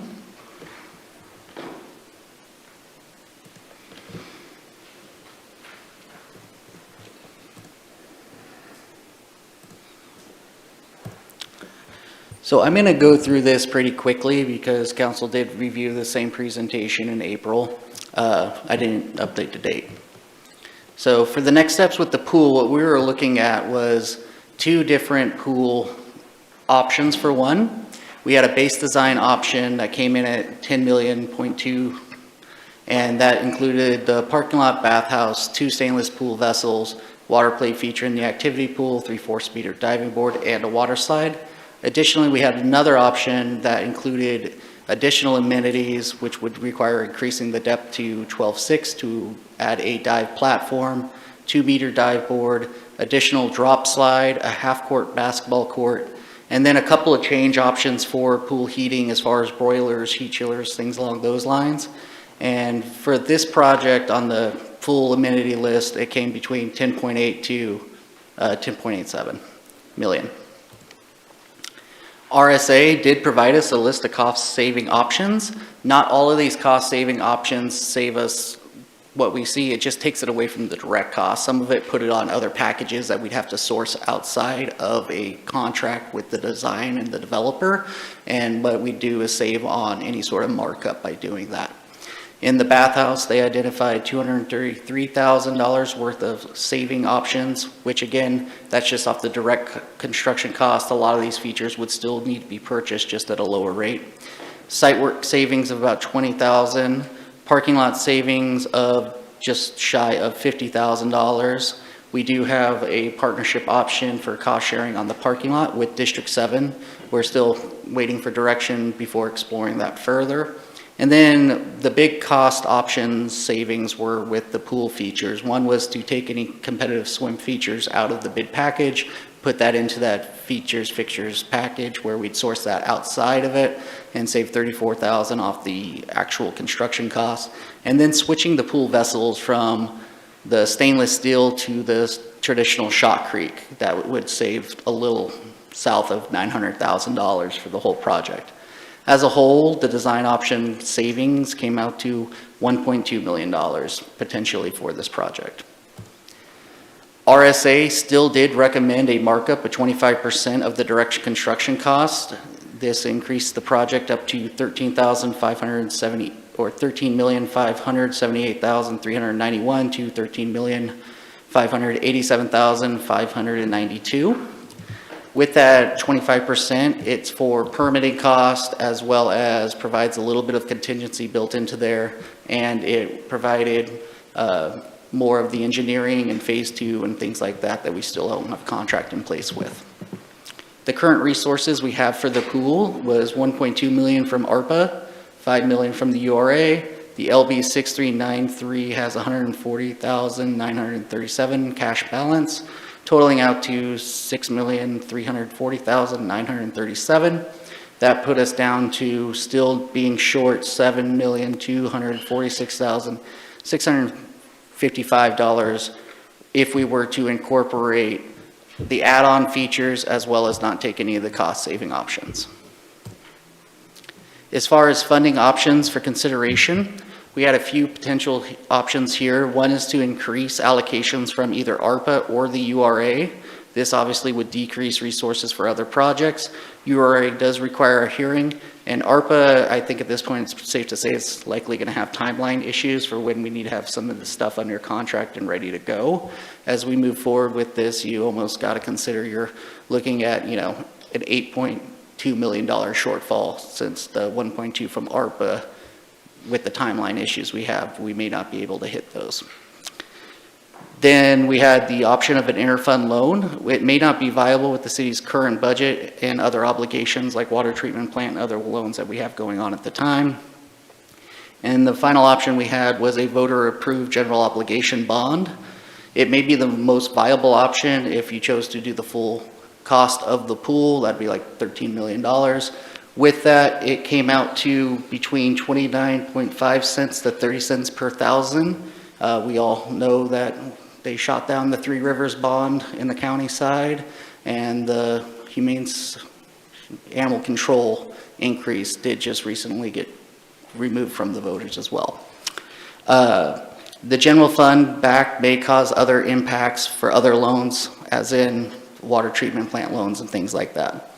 Timing considerations, that's one of the big things. If we are going to go through a general obligation bond, it's really about a 2-year process to make sure that we're picking the right election to put it on, plus doing all the groundwork to really sell this project to the community. And then, you know, you've got to keep it and make sure that you don't have other bonds, levies, taxes on future election cycles that are going to make the voters feel like they're getting hit from all sides. And then we need to consider the feasibility of the community supporting a GO bond increase for what is currently a 70-day seasonal outdoor pool. Again, the last two tax things on the ballot both were shot down by the voters. Partnership considerations, we talked about the School District 7, cost sharing for the parking lot itself. The parking lot estimate is $681,232, we would try to get the school district to pay the majority of that cost, since the majority of the time of the year, outside of that 70 days, they would be the ones mainly using that facility for the parking. And then we just reviewed the YMCA partnership for like a new indoor aquatic facility as well. This is where we kind of left off at the last workshop. We had needed council direction on which pool design you were interested in proceeding with, as well as what cost-saving options you were interested in proceeding with, and then which funding options you were interested in pursuing, as well as how would council like to fund the shortfall, or are we looking to fund the full amount of the project, freeing up the other resources for other projects. And then that is when we had the discussion about the Caveman Pool, where council directed us to come back in 30 days or so with the YMCA stuff as well. So again, call to action, council discretion, move to further workshops, but really between the two, there's a few options we can move forward with on the YMCA on the partnership wise that affects the project we currently have or keeps the current project going. It's really up to council. If we are going to keep the current Caveman Pool project going, we need to have direction on the first 4 bullet points you see here. Rob, did you have a question? Rob, then Joel. So on the cost-saving list, changing the construction to traditional Shot-Creek was almost $1 million savings. But it's a little confusing. On that sheet, there were savings that wasn't the full amount, meaning that you're going to have to replace it. Many of the things on that same list are going to have to be outsourced or purchased elsewhere. So on the $900,000 quote-unquote savings, was that because the Shot Creek would be less expensive than stainless by $900,000, or does that mean it has to be then outsourced to somewhere else, and we'd end up paying some percentage of that $900,000? On the list provided for RSA, the Shot Creek option is $900,000 less expensive than the stainless steel pool option, so that was the savings between the two. It doesn't need to be sourced out, it would be all bundled into the same bid package. Okay, thank you. Joel? So here's my thoughts. I don't think Caveman Pool is ripe for a decision. I wouldn't, it is in my mind, but I don't think it is with everybody else up here as a consensus. I think the partnership with the Y is a no-brainer. And as soon as Rick gets out of the bathroom, I was going to make the following motion. We're just in questions at the moment. Did you have a question? Question? Oh, we're not into discussion? Okay. Just questions? Did you have a question? No? Okay. Did you have a question? No? Anybody have any questions? Okay. If you don't have any questions, then Joel, go ahead. Well, I won't make the motion until Rick gets back so he can fully participate, because we all need to be a part of this. Aaron, do you want to say something? Well, I was just going to say to fill time, we did get a response for Councilor Pell's question about property value. If you'd like to have that. JC, you want to provide that? Yeah, so the 3 tax lots were almost 100% purchase with SEC money. Was about $731,000. The current market value on the 3 tax lots is a little bit over $440,000. So for the discussion purposes then, it was meant to be a park. It was purchased with those funds. I would include the $5 fee for drop-in, same as Caveman Pool. And I would go ahead and join that and proceed with that partnership. Then with Caveman Pool, I would keep it operating if we can until it's built. And then at that point in time, see where we're at. In the meantime, we would have to, as part of this motion, free up the ARPA dollars, because we won't spend it on the multi-million-dollar obligation to rebuild Caveman Pool and reallocate that to other resources. So that's the motion I'm going to make when Rick comes back, unless somebody else makes another motion without him being here. Okay, please go ahead and state your motion. Yeah. Okay, help me so I remember it all. Okay, I make a motion to proceed with a partnership with the YMCA with a $5 stipulation for non-member participation in the pool, same as the Caveman Pool. And with that, part of that motion also then I would have the Caveman Pool continue to be operated if it can, depending on the feasibility of it, because it's getting more and more expensive every year. But that we proceed with the aim to keep it open during the interim until that pool is completed. And in the meantime, we'd free up the ARPA dollars that are allocated to the pool and reallocate it to other projects needed by our community. Is there a second? Seconded by Val. Discussion on that? Rob? I understand, I guess, Joel's desire to paint a big picture with one motion, but that one motion to me is incredibly convoluted and just has so many different moving pieces that they don't belong together. You know, I'm really interested in some type of partnership with the YMCA. You know, whether it's, and it seemed like their ask was that they need some land, they need a place for a new building. So, you know. You're right, Rob. I'll amend the partnership to include that land, and then we proceed with the partnership. You're right. We need to be specific on that. Okay, well, you just added yet another piece, but that's okay. I was actually looking to move in the other direction, Joel, and trying to make it simpler and having the pieces be really clean and separate. But, so to me, you know, a partnership is one thing, and the Caveman Pool is a separate subject. And to me, fresh air and recreation outdoors is completely different than indoor recreation. You know, I personally walk my neighborhood probably 700 times a year, and that's very close to very accurate figure.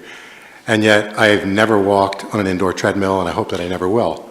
So I look at those two things as being totally different. The same way that, you know, swinging a golf club 70 to 100 times, hitting a ball into a net is completely different than playing around a golf. So to me, the outdoor Caveman Pool is completely different than the indoor potential or possibility of a indoor facility. So I just can't, you know, I would have to vote no to that motion because it's too many, I believe, unrelated pieces strung together with duct tape and chewing gum. Joel? So if I understand you, Rob, you like to swim outdoors, and you want an outdoor swimming facility. The Y, as I understand it, is going to have a rollback roof, and it can be an outdoor pool and an indoor pool. So we'll still have a facility like that in Grants Pass. All right, I have Vanessa, then Rick, then Brian. Oh, are you done, Rob? Okay, Vanessa, then Rick, then Brian. My question was answered. Thank you. Rick? So I'm sort of the tail end of the discussion, but I like the idea of keeping two subjects, the Caveman Pool and the Y is separate. Thank you. Brian? So it doesn't have to be an either or. You know, the Y even said so themselves. The population of this city in 1983, when the Y opened and when Caveman was already running for approximately 25 years, the population was about 16,000 people. That number of people supported both of those facilities. And as we all know, the population of the city now is, you know, 40,000-ish. So to go backwards and to go from having both of those facilities to only having one facility and that one facility being way out on the far edge of town that is, you know, arguably, you know, more difficult for a lot of residents to get to, I don't think that's a good move for the long-term vision of the city. I think Caveman Pool in its current location has served generations of families very well. And I think, you know, although the growth is in the south part of the city, that doesn't mean that this part of the city is shrinking. there's, just as many, if not more people in this part of the city as there were, 20, 30, 40 years ago. So I am tentatively in favor of partnering with the Y. I'm not exactly sure what that looks like at this point. I have some concerns about that property and the fact that we just had a discussion about housing and how we're very short on housing, and that's 9 acres of potentially high density housing. So there's another piece that could potentially compete for that property. So I don't know if I'm in favor of that ask per se. I don't know that I'm against that ask either, but certainly not ready to make that decision right now. But I am in favor of doing what we can to keep both facilities going, renovating Caveman Pool. It serves a completely different part of the city. It serves a completely different set of activities. And I think if we have some vision and we put some effort into it, we can make both of those things happen. Dwayne, and then Joel. Guess it's time for me to weigh in. I have problems with the Caveman. I don't think I've been secretive about that. And, I believe we need to do something with that ARPA money as soon as possible. If that's given to Mid-Rogue Foundation, I would be for that $1.2 million. I really think that we need to get that going as soon as possible. Caveman Pool is just not going to be done at that time if we move forward on that. I'm really against using the URA money for the Caveman Pool because I feel it could be valuable somewhere else. I think that's really what it's supposed to be used for, not a pool that gets used for 70 days out of the year. I would be for a total bond of the Caveman Pool. If the people want to pay for it, then they get to weigh in. It's not me making a decision whether it's a yes or no. The voters will say, hey, I want to spend 13, 14 million, whatever it is, on a pool that gets used for 70 days.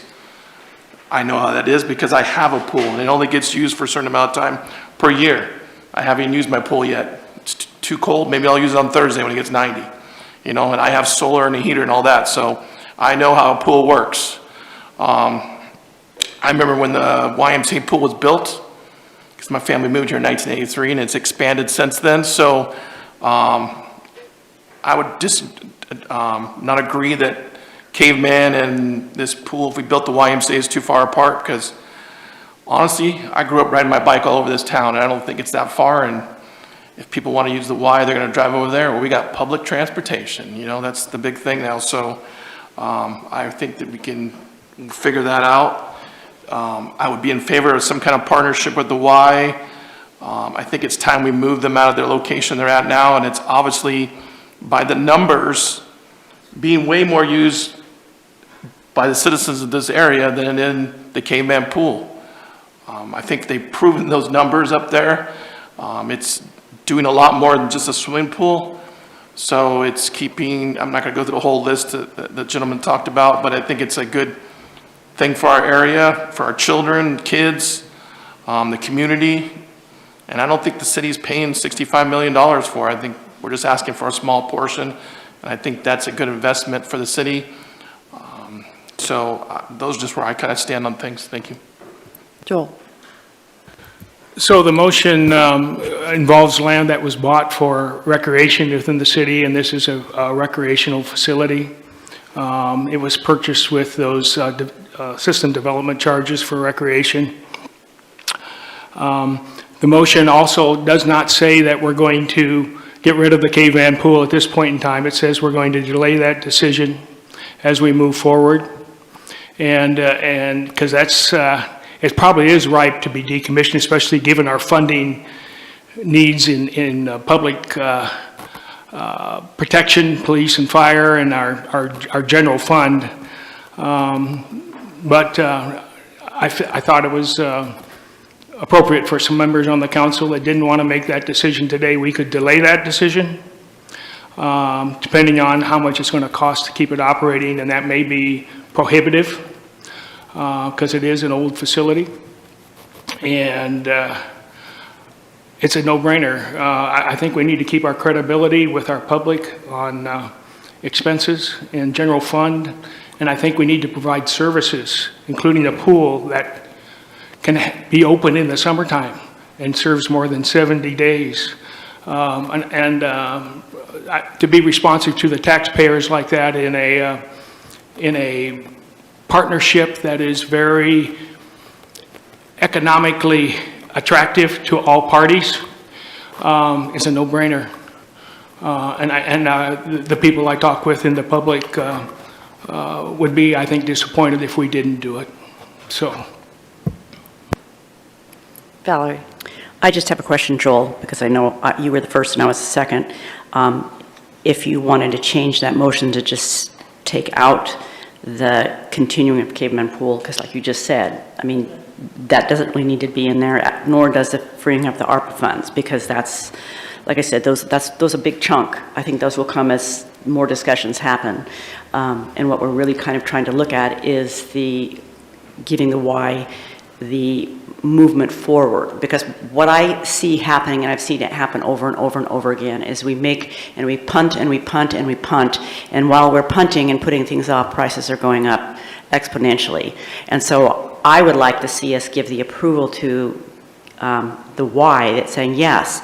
You know, to me, that land out there, it's with the SDCs and it being able to be used for recreation only makes sense. Because if we want to use it for housing, then we have to turn around and replace the SDCs, because we bought it with SDC money, so we've got to return the SDC money. But if it's used for recreation, then we don't necessarily have to do that. So to me, it makes sense to take some property out there, commit it to the YMCA, and say, yes, we are in favor of moving forward with a partnership with you to get a swimming facility built out there, and get that moved forward so that it can move forward. And if that's what the motion is for, and you're willing to adjust the motion that's what's being made, then I think I'm willing to move forward. Okay, so if I understand you correctly, Val, you're saying amend the motion, and the motion would be amended and would result in the following motion, which is to proceed in a partnership with the Y on that piece of property to collaboratively build together a recreation facility that includes a swimming pool that is open, has an open roof at times, and has the $5 restriction added to it at this point in time that is same as the fee to Caveman Pool. Yes, I would agree with that. So that makes that motion. First and second. I mean, at this point, that is a completely different motion, so are you actually... I'll withdraw my first motion and make the second motion. Okay. Did you still have a question, Aaron? Or something to add? Yeah, because SDCs were mentioned a number of times. We do believe that some of the SDCs may not need to be provided back as a refund to the city to make the city whole. Likely the open space around the Y could potentially be used because it would be a city facility, but it's for city and as defined by city. So the structure itself and the footprint of the structure would likely have to reimburse the SDC fee value of that land. So there's going to be some additional financial impact in it just being free, if that's what city's intent is. Just wanted to put that out there. I know that's way out in advance, but it seemed like there was some traction that, hey, there's no problem with the SDCs, and I want to say that there would likely be some SDC credit, but also some SDC reimbursement back to the city if the full land was provided to the Y. Understood, Aaron. Thank you. Okay, I'm not sure, Kat, whether there was a second to Joel's motion, which, just to clarify, I think was that he's interested in pursuing a partnership with the YMCA regarding property for a swimming pool that would have an open roof at times and a $5 stipulation for city residents that are non-members? Yeah. Is that, okay, and is there a second? Okay, I'm not even sure if the YMCA is interested in this since they have not pursued their planning for the pool, but nevertheless is where we're at. Rob? I don't know. Yeah, I'm sitting here hearing the same things that everyone else has heard, and I never heard the YMCA promise anything about a specific design. They said that they may be able to have a garage door on one side or whatever and possibly have open air. I can't imagine that, they're ready to commit to that today, that are conditions. I mean, what I'm, amenable to or flexible towards or possibly willing to vote yes on is donating the property to the YMCA. They've given us the broad brushstrokes of what they want to do and why they want to do it and why they deserve our support. As far as nailing down the specifics and Joel deciding or the council deciding that they're going to have an open air pool with a removable roof, which they never said today, I can't imagine, especially them not having any, fixed or really accurate estimates on how much that's going to cost. That'd just be foolish for us to vote on that, and it'd be foolish for them to accept it, quite frankly, until they know what exactly the costs are involved with such an endeavor. So, I'm for supporting the YMCA with the land and us, the city, dealing with any SDC blowback we may have to. As far as the conditions for, the one condition I suppose would be within the YMCA, very easy for them to agree to, would be, the $5 drop-in fee not being raised. Beyond that, I just can't imagine that we're gonna nail down these other details today, and the YMCA would be foolish to accept it at that way, Aaron has something? Councilor Pell's, I think, right on track with regards to the motion at this point, so we're not stuck at a dead end based on some of the specifics with that motion. A great clean motion would be for council to make a motion that staff continue to work with the YMCA on the potential uses of the Allen Creek Road property, and then we'll come back to you with additional details, and we'll continue to do this as a continued workshop item. And keep it relatively general like that. I think that would provide us with the most space for creative thinking and to bring solutions and opportunities back to you. Vanessa, did you have something? Yeah, I just wanted to be sure that I'm abundantly clear on the direction that the council is moving towards. It sounds like the partnership, the motion has moved around quite a bit, but it sounds like the partnership is really zoning in on a land donation, and specifically this is for the Allen Creek property. And I just want to be entirely sure that I'm understanding this correctly. When the Allen Creek property was identified originally under our work plan, it was to increase buildable lands for housing. We then entered an agreement with our traffic consultant, which took years to work through ODOT, for a TIA for that area for housing production, and we're now talking about donating that to the YMCA. I just want to be entirely clear on that. Is that the direction that this council is moving in? Aaron had something to add. So I could potentially clear that up. Like Councilor Ogier said, that area was listed for definitely housing. That property was always purchased and is in our Parks Master Plan to be future park within the area. I don't think council ever identified that as no longer being park property, but now residential property. So the general area of Allen Creek, the road improvements, the rezoning, all of that kind of stuff is correct. That's being designated for future upper development residential. But the Allen Creek property that's owned by the city has always been and maintained in the park infrastructure. Thank you. Rick? So I like some of the comments that Aaron made, that the motion should be very simple and that we're all in agreement to work with the YMCA. And I'm in favor of that. I'm comfortable with trying to come up with all the details today. And I realize a lot of that property was purchased for parks. But one of our major needs right now is housing. And part of the motivation for purchasing that large amount of tract of land for parks was to establish soccer fields, which is not really necessary anymore because they've been located at other locations. So if there's the opportunity, I would still like to see some consideration in the future for part of that land be used for housing. So that would be part of my hesitation. Again, I have no problem working with the Y, but feel that I would like to see a discussion on the details at a later date. Thank you. DJ? Yeah, I see these as exclusive discussions. YMCA partnership, Caveman Pool. So just to totally clarify that. through the presentation from YMCA, this is a precedented endeavor. They've done it in other communities with great success, and there's appreciable potential in this community for that partnership, right? Given that this was intended for parkland, I think that it's right up our alley, and I can truly get behind that. However, I'm not in favor of stipulating that agreement on design. Now, a partnership, we could talk about the things that we would like to see and see if we can work on that level, but putting it as far as a stipulated agreement, I don't think that's appropriate at this time. Moving into Caveman, since this is part and parcel to the discussion, however exclusive from the partnership with YMCA, I think that's a real asset to this community and we need to protect it.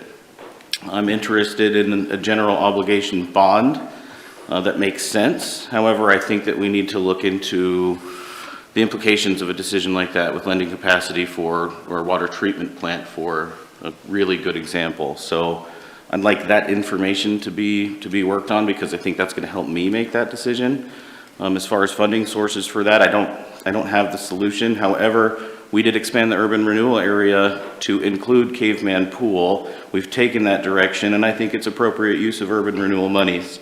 I don't think it's a stretch to say that. So I guess very briefly again, I am enticed by the partnership opportunity with YMCA and would vote yes on that. But we still have to talk about Caveman. Dwayne. I'd have to agree on the part of just being a clean bill and for the YMCA, and we can discuss all the other things later, and I'm not going to tell the YMCA how to build a pool at the building and pay $5 at this point.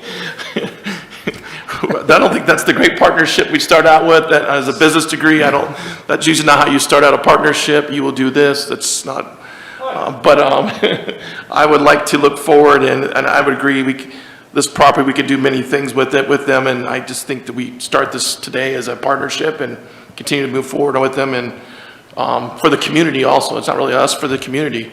And so I would just hopefully make it a clean bill for everything for this motion. Thank you. Joel, did you have something? So I'm at step 9 out of 10, and what I hear from my other counselors, they're at step 2 out of 10, which is okay. And so I will withdraw all my other motions that were somewhat unclean. And the new motion, I would ask you to, and I need to have the person that seconded it agree to that they would withdraw that motion. I agree. Okay, and then my motion would be that we pursue a partnership with the YMCA for a swimming facility, recreation facility on the recreational land that we have out of the Allen Creek, and direct the staff to come back to us with the details of it. Is there a second? Seconded by Val? Okay, discussion on that motion? You know, you get 3 strikes. Rick? I still would like to see some consideration for housing.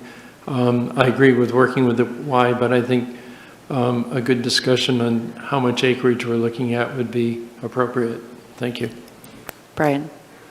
Just to make sure I'm clear on the motion, is it specifically talking about a partnership with the Y with regards to the Allen Creek property?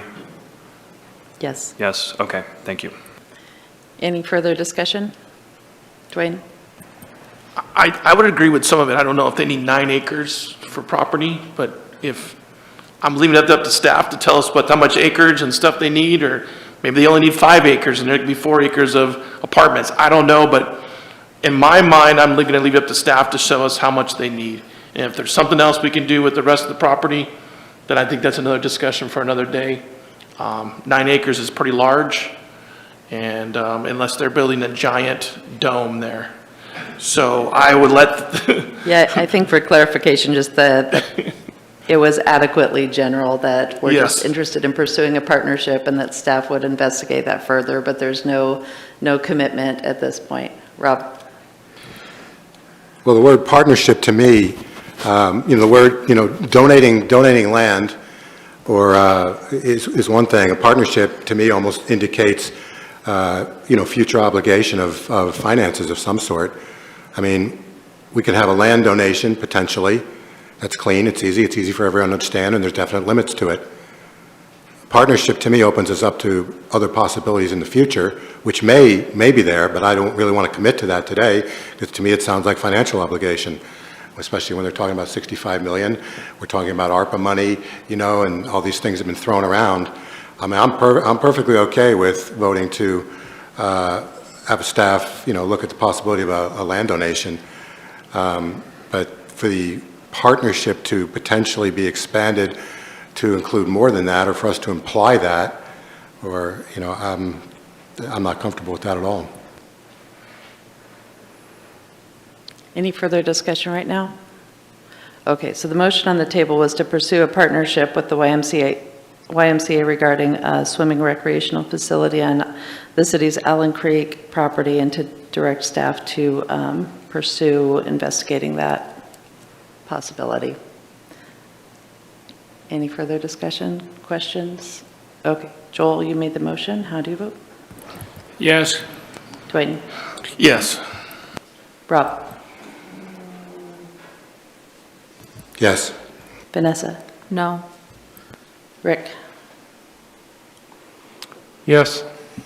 DJ? Yes. Brian? No. Val?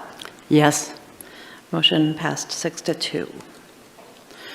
Okay, further, I think that probably puts our discussion on the YMCA partnership to rest for today anyway. Is there any further discussion on the Caveman Pool part of this discussion? DJ? Well, it seems to me that we're at a point where staff kind of needs further council direction on how they should proceed. You know, I don't want to put them in a waiting pattern. Me as an individual, I think it's a true asset that deserves council attention, and if we're at that point where staff needs direction, then we need to give it to them. Vanessa? I would second all of what Councilor Fazer just said, and I would also like some more information on a general obligation bond to fund the project in the future. Anybody else? Dwayne? I just reiterate my, those ARPA dollars need to be spent here, and I don't think there's any way we're going to spend them in the timeline, so I would like to see that, you know, obviously I just said I'm in Rogue, so I think they're the ones that requested some money. They're number 2 on the list for some housing, which kind of gives another part of this help that we have on our list of things that we're looking at. So again, I would be okay with giving that part up for now, and we need to hit that timeline and then look into the bond. You know, the bond is something, I don't know how that looks. I never did a bond, so I'm asking for some knowledge on how to do the bond, or because no matter what we're going to do, we're going to need the bond. There's a lot of money left over here, or all of it. So that's where I'm putting my cards at, and let's get one project going and continue to move. If this is the Caveman Pool thing, move out that way. So that's kind of where I'm sitting. Thank you. All right, I think one question just to ask, it sounds to me like there is general consensus on pursuing Caveman Pool, so just to make sure we're on that page, Joel is done with it, but it sounds like the rest of you are interested in pursuing something. So some people have been mentioning getting more info on the bond. I think, you know, we need to make a decision about that, or whether we want to proceed with what we know so far, or making it fit within the scope of money that we already have, something like that. So let's try to keep our discussion focused on a reasonable next step for Caveman. Rick? So I would be interested in more information on the bond. Thank you. Anybody else? Val? I think it's a no-brainer, because basically it's putting in the hands of the people how valuable it is to them. So I do agree with the GO bond, looking into what that entails. And I would agree with Dwayne that, you know, the ARPA funding, obviously moving forward, it's not going to move forward fast enough. And so I think that we should look for other areas for that ARPA, but I do believe that we need to look into a GO bond for whatever we decide to do with the Caveman Pool. Rob? So I'm not sure if I understand why, maybe it's very clear to other people, but I'm not sure if I understand. Why is it that the progress or commitments or contracts we would enter into for the Caveman Pool wouldn't happen soon enough for ARPA regulations or restrictions. It's, people are saying that's obvious, and I don't see why that's obvious at all. Doesn't it seem like if the money's committed or if there's contracts in place, that the ARPA dollars can be done just because, even though the pool's not going to be finished? I guess that's a question for Aaron or JC. I guess part would be you would want to be spending that ARPA dollar first out of the pot of money that we have. So right now we've got, say, identified ARPA, we've got Urban Renewal Agency, and then potentially a general obligation bond. The general obligation bond being about half of those dollar amounts. If we go ahead and we spend the ARPA dollars on the progression of a pool design and all that kind of stuff, you're spending that money. If the general obligation bond doesn't come through, you spent the money but don't have a finished product. So that would be, I guess, the one caveat with utilizing those ARPA dollars for that, is there some assurances that if we spend the $1 million+ from ARPA, are we going to get that return from the pool, and are we going to fund it? And we wouldn't know that under the current scenario we're talking about until the vote of the general obligation bond has occurred. I don't think we're going to be able to get a vote of the general obligation bond before we need to start spending money, unless we were wanting to, so the general obligation bond and the dollars committed would need to be spent, I think, before we got an answer on the bond, I would think is how the time would go. Brian. I do want to hear more information about a general obligation bond, but I'm not entirely convinced that we are going to need a general obligation bond for this. I think the numbers, in my estimation, can be tightened a little bit more. I think there's some other funding sources that, and I brought this up last time too, that have not been brought before council. There's, $500,000 in LB projects that could be, shaken loose and still have projects in there funded. There's items in the urban renewal that are essentially, I guess you could call them dead items or defunct items those allocations are sitting out there. We haven't put any effort into looking into grants for funding a public municipal pool facility. We haven't done any work on any sort of partnerships or donations with, like Asante or Allcare or other large organizations that might be willing to partner on a project like that, or the YMCA.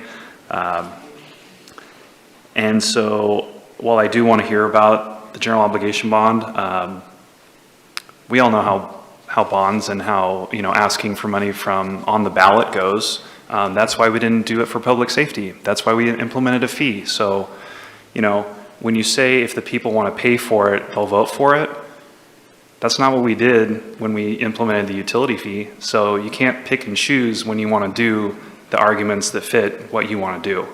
I'd like to kind of have our next discussion be broader about funding options for the pool, because I think with a mix of sources that we can get there, and maybe there is a very small general obligation bond piece of it, but I don't think it needs to be very significant. Joel.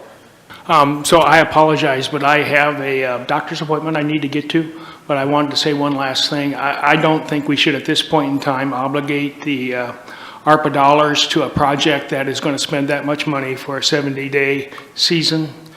I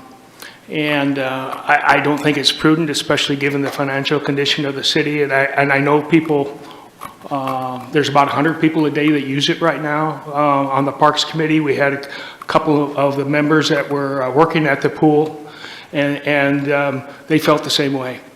So I'm against, I would like to free up the ARPA dollars now and use them prudently, just because I think we need to recognize reality. And with that, I'll trust your judgment. All right, thank you. Well, given that we're not having an ARPA discussion today, I think that we can just agree that we're interested in hearing more about Caveman Pool costs and funding sources and put that on an agenda very quickly here because we have keep hitting delays on this project that is costing us more and more money if we do indeed pursue it. Did you have something different, DJ?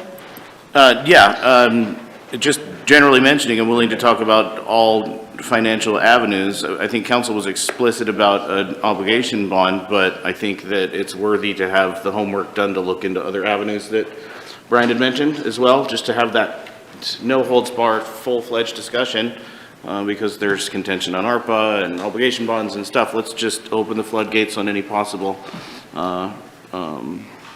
sources of funding. That's all I want to say. Yeah, let's go ahead and talk about bond options and review the costs. And I'm going to go ahead and put that on the July 1st agenda because we have been delayed a little here, and I don't want the YMCA to be any part of the next discussion because we've given direction on that project for now. Anything further, Brian? Yeah, I keep hearing a point brought up about Caveman Pool, about how it's a 70-day-a-year facility, and I think that a lot of people have forgotten that in the discussions about getting a new pool, there has been the discussions of not having it be a 70-day facility anymore, to extend the season into the spring and into the fall to some amount. So I don't know how that discussion fits into the larger Caveman Pool discussion, but obviously the more days you're running the pool, the more cost effective it is and the more people you serve. So I just wanted, I guess, to remind people that that is a part of the discussion and that, you know, it doesn't have to be a 70-day-a-year facility if we don't want it to be. You know, I remember, I don't think this happens anymore, but I know in the past, the high school has used the pool facility during the school year for, you know, PE classes or swim lessons or whatever they have used it for. But so there is potential to have a larger season for Caveman Pool than what it is right now. If anyone is envisioning the new Caveman Pool to be anything like the current Caveman Pool, you're going to have to think again. All right. Anything else on this topic? Okay. Let's move on. We have our next discussion has to do with public comment rules and procedures.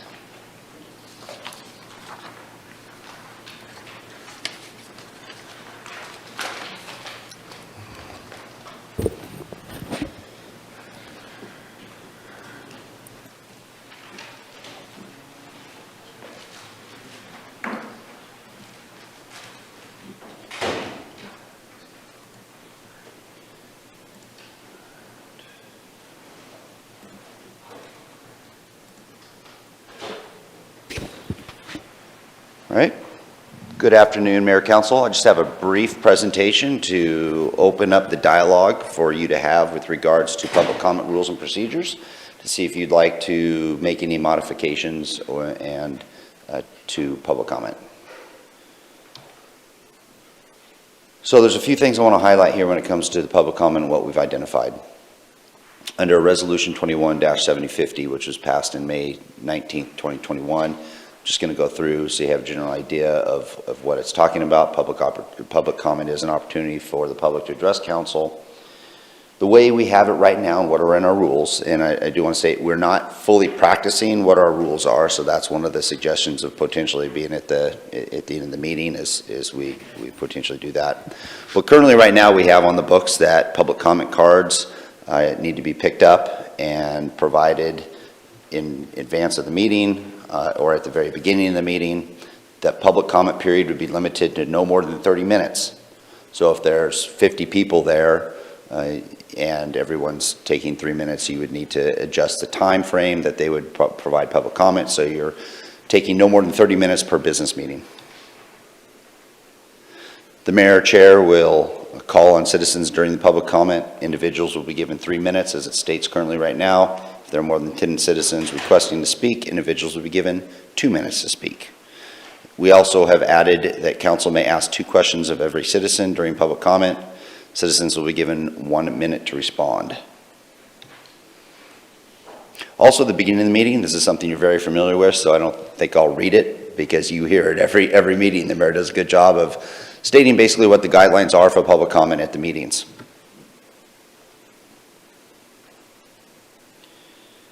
Call to action is at council's discretion. This is just an item that was brought up during our mayor, council president, and city manager meeting and was discussed in general with some of the other council members, just to review what our current rules are. Alternatives is to facilitate public comment according to council rules and require the comment cards, and those that fill those out would be the only ones that would be able to speak during public comment time, modify current rules based on council direction or practice, and or move to an additional workshop.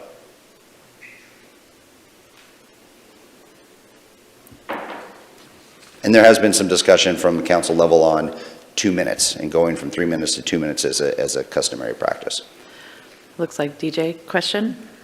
Is there a problem that needs to be solved, or is this just kind of a reminder on the rules for public speaking that we have for business meeting? And Sarah, if you know more, please, this isn't just for staff, this is... Yeah, a little of both. I guess one is that we're seeing kind of an increased, an increasing number of interactions that don't have to do with city business. And so, and I have been fairly lenient on the blue card, typically allowing people who turn in the blue card to go first and then allow other people to speak afterwards. So if on the blue card, it does state the rules, first of all, and require them to add what they would like to speak about. So theoretically, we could do some screening of people who have a topic that's not related to city business, and not make them wait throughout the whole meeting, you know, in order to learn that their topic isn't relative to city business. If I do a better job enforcing the blue card rule.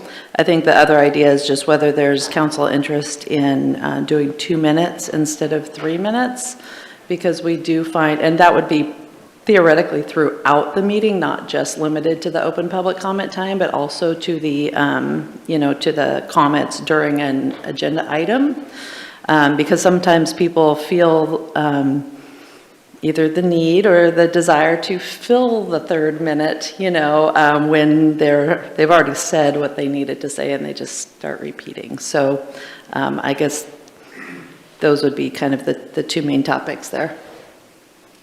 Dwayne. Sorry, I just had a question and I just picked this up. It's the first time I read it in my life, honestly. Should have probably read it before this, but I never had to fill one out. So I think confusion, some people have asked me about this, so I don't know what the rules are. Public period is an opportunity for public to address the council on items not related to public hearing or council items.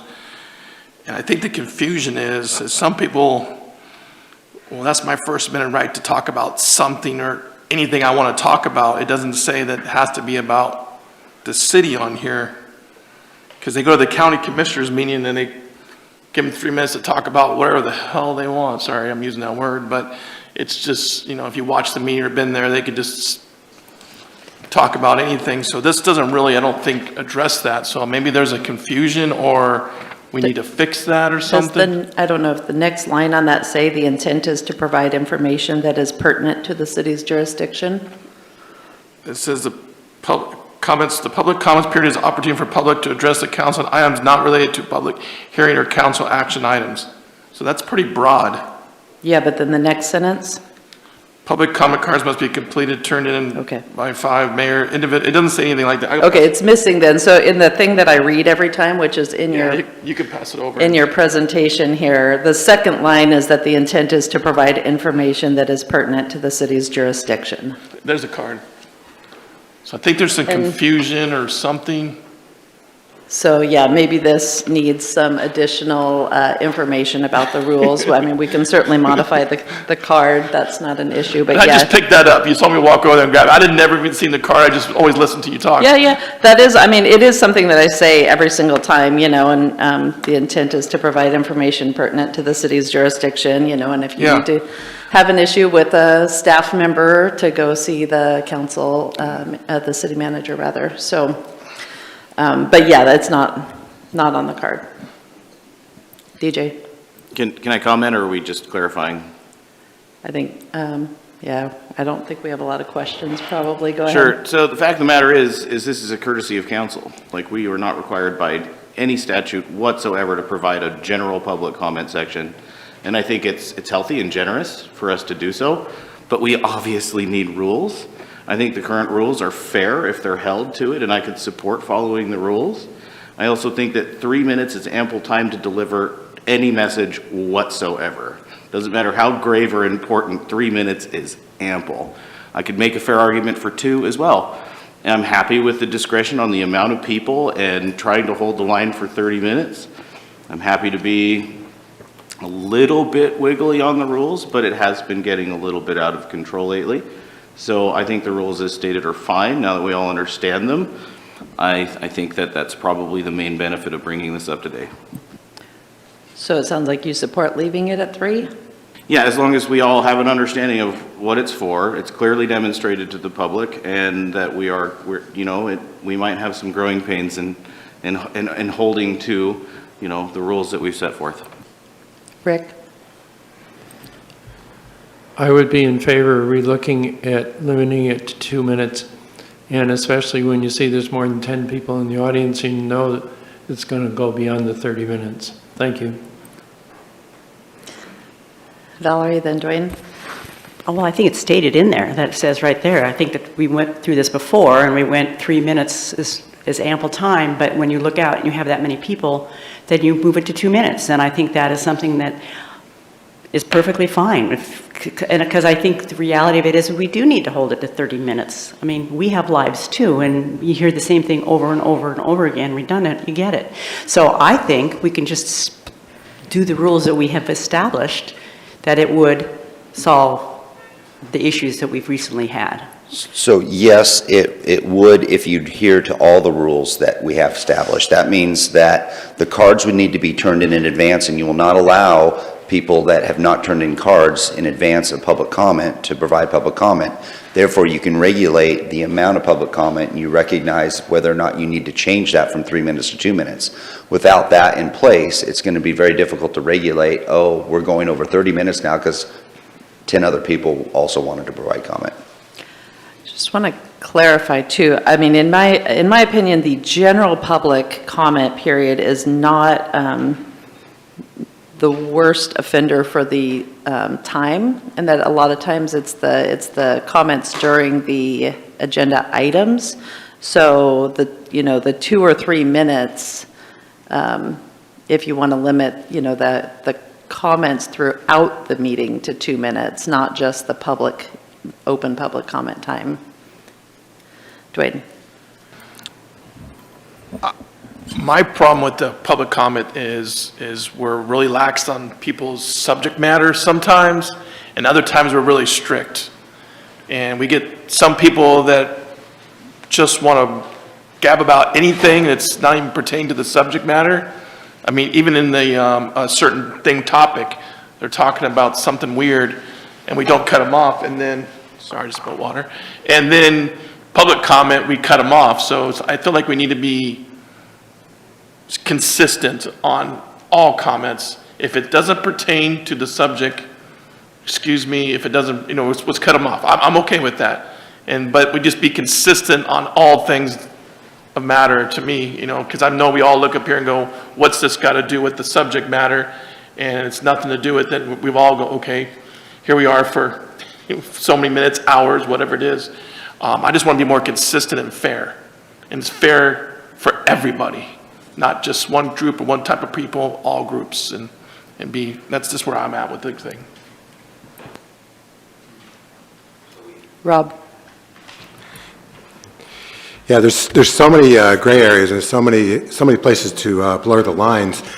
I can remember several years back, Mayor Fowler was running the meeting, and he, tried to cut somebody off who was talking about a measure that was on the ballot, and it actually was a county ordinance, but it affected everyone in the city as well. And so then he cut this person off. He didn't happen to like that person at all.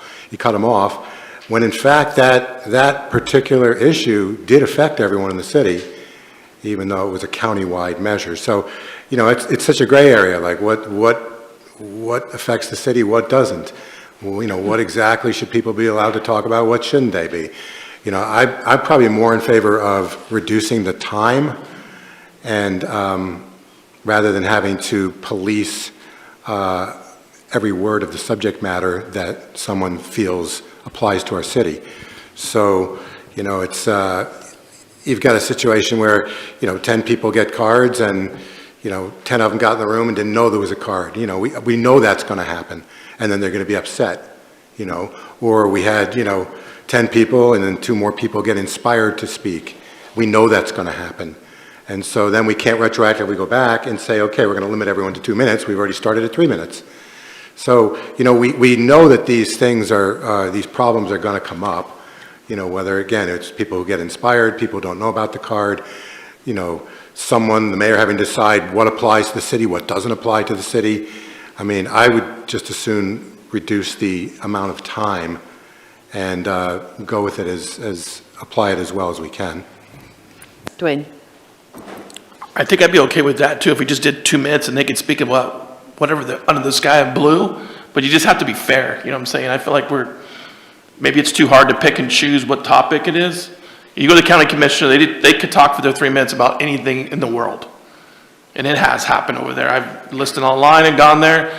I just think that if we limit it to 30 minutes, we do it fairly, and hey, this is your time or whatever, or 2 minutes, and it's whatever subject they want, unless they're going to attack people. I don't think, I could personally think we don't need to sit here and people yell at one person, you know what I'm saying? But that's just where I'm at. I mean, I just want to be fair at whatever we do. Vanessa? I am in support of reducing it from 3 to 2 minutes, and I'm also in support of having a hard line on comments only pertaining to city business. DJ? So this might not even be pertinent. I had to. But I hope we're not talking about people that may be applicants of land use decisions or chairs of committees or something that kind of have like a little bit more back and forth or something that's really helping us make a decision. Are we talking about that or just, okay. No, just Good. public comment. Thanks. Valerie? Yeah, I think I go along with public comment as to what Vanessa said, just 2 minutes and pertaining to business. I can live with that. All right. Brian? Yeah, I agree with Val and Vanessa. I'm not sure how I feel about capping it at 30 minutes, but I do agree with the 2 minutes and it pertaining to city business. Rick? As I said before, I'm on board with 2 minutes. Okay, I think I have the majority of you on board to go with 2 minutes, but let's just do a quick raise of hands to see who was supportive of 2 minutes. Okay, all of you. Okay, so we'll change that to be 2 minutes.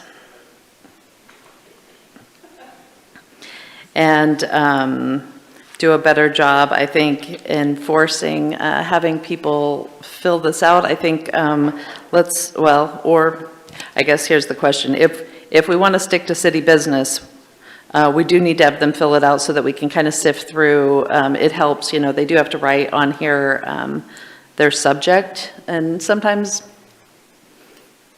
it's not clear, it's like parks. But, Karen and Aaron or whoever's helping interface before the meeting and, can help people, elaborate, what do you mean if they want to talk about Tom Pierce Park, it's not city business, right? If it's a city park issue, then it's city business. We can do a better job with the form, but if you want to allow, really people able to talk on any topic, then we probably don't even need the form. So let's just do a quick show of hands for city business. Okay, question first. So does that mean that we're going to enforce that only people who have filled out a card get to speak? Or, in other words, do people have to fill out a card to be able to speak? Because right now we don't do that. Yes, we have and we haven't. Basically, a lot of people have been filling out blue cards and I have them go first. The last meeting, none of the people had, which was kind of unusual. But for the most part, many of them do or could, right, if they had been encouraged to fill it out. So, yeah, I personally find it's a good way to help filter whether or not it's city business without making them sit through a 3-hour meeting only to be told that the thing that they're trying to talk about has nothing to do with the city, right? And if it's clearly the irrigation district, or they want to talk about the president, or, you know, something like that, we can tell them at the time they fill out the card, hey, sorry, you know, this isn't city business, rather than having to interrupt them, which is extremely, you know, awkward. Valerie? I would just like to say that, have that put on that card. I think that might be something Yes. that's just very clear, and maybe even put it on in bold, city business. Just, I think that's important. So I'm hearing this, and one of the things that I see taking on a risk from a staff perspective is us doing an initial screening with blue cards, which I'm somewhat okay with, but we would be doing a screening, and I would imagine we could be getting some comments about us filtering information to council, because we're saying that that's not city business. The problem with the city business issue, which municipalities and local governments struggle with in general, those that enforce it, and many don't, like you mentioned, we see many municipalities and local governments that don't do that, is the subjectivity of filtering the business. You can have someone come up and talk about abortion, and you could say, we don't have any control over abortion. But from a standpoint, they could say, hey, but I want the city to take a political stance, and so will you please do this proclamation, or would you do something along those lines? So technically, is that city business? Maybe. And so it all is in the way it's presented, et cetera. So then you get into a subjectivity where you're putting the mayor and or a staff member, and I'm not trying to make a case for one or the other. I'm just trying to address one thing that hasn't really been discussed today that we saw, and we talked about briefly at our council president meeting, was the escalation of energy that occurred because the mayor was trying to abide by our rules and saying, hey, this isn't city business. Can you please speak to city business? The individuals doubled down and increased their energy. The mayor needed to try to, I'm sorry, but I'm going to have to ask you to step away from the, so we're not in a de-escalation mode. And so that was a concern. How do you address that when you're trying to enforce subject matter that is somewhat subjective is a difficult thing. So some of the things that you're talking about, I think, will make public comment run smoother. But there's still that issue of escalating energy instead of de-escalating when someone, whether it's the mayor or city staff, is put in a position to demonstrate and dictate what is city business and not. DJ? So another benefit, I think, to this is getting council aware of what we're dealing with and provide official support for that discretion when subjectivity arises.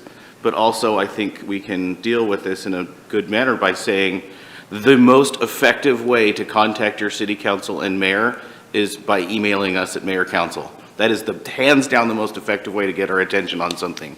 Put it on the paper, put it in the words beforehand or something, and I think that's really going to help. Hey, you have an important issue that you want a decision making on or council's attention. That's the best way to do it. Rob? Yeah, I think Aaron makes a really good point. I tried to make that point earlier with the example of the county ballot measure that someone was talking about, and then the mayor at the time didn't see the relevance to a city meeting, but it was a county-wide measure, and that person got shut down. So that was, I would think, pretty clearly a mistake on that particular mayor's part.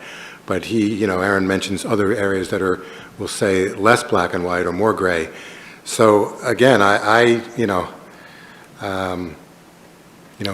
you define exactly what city business is very, very tough. And to me, reducing the amount of time gets us 1/3 of the way there anyway, because if it's not right, at least it's not as long,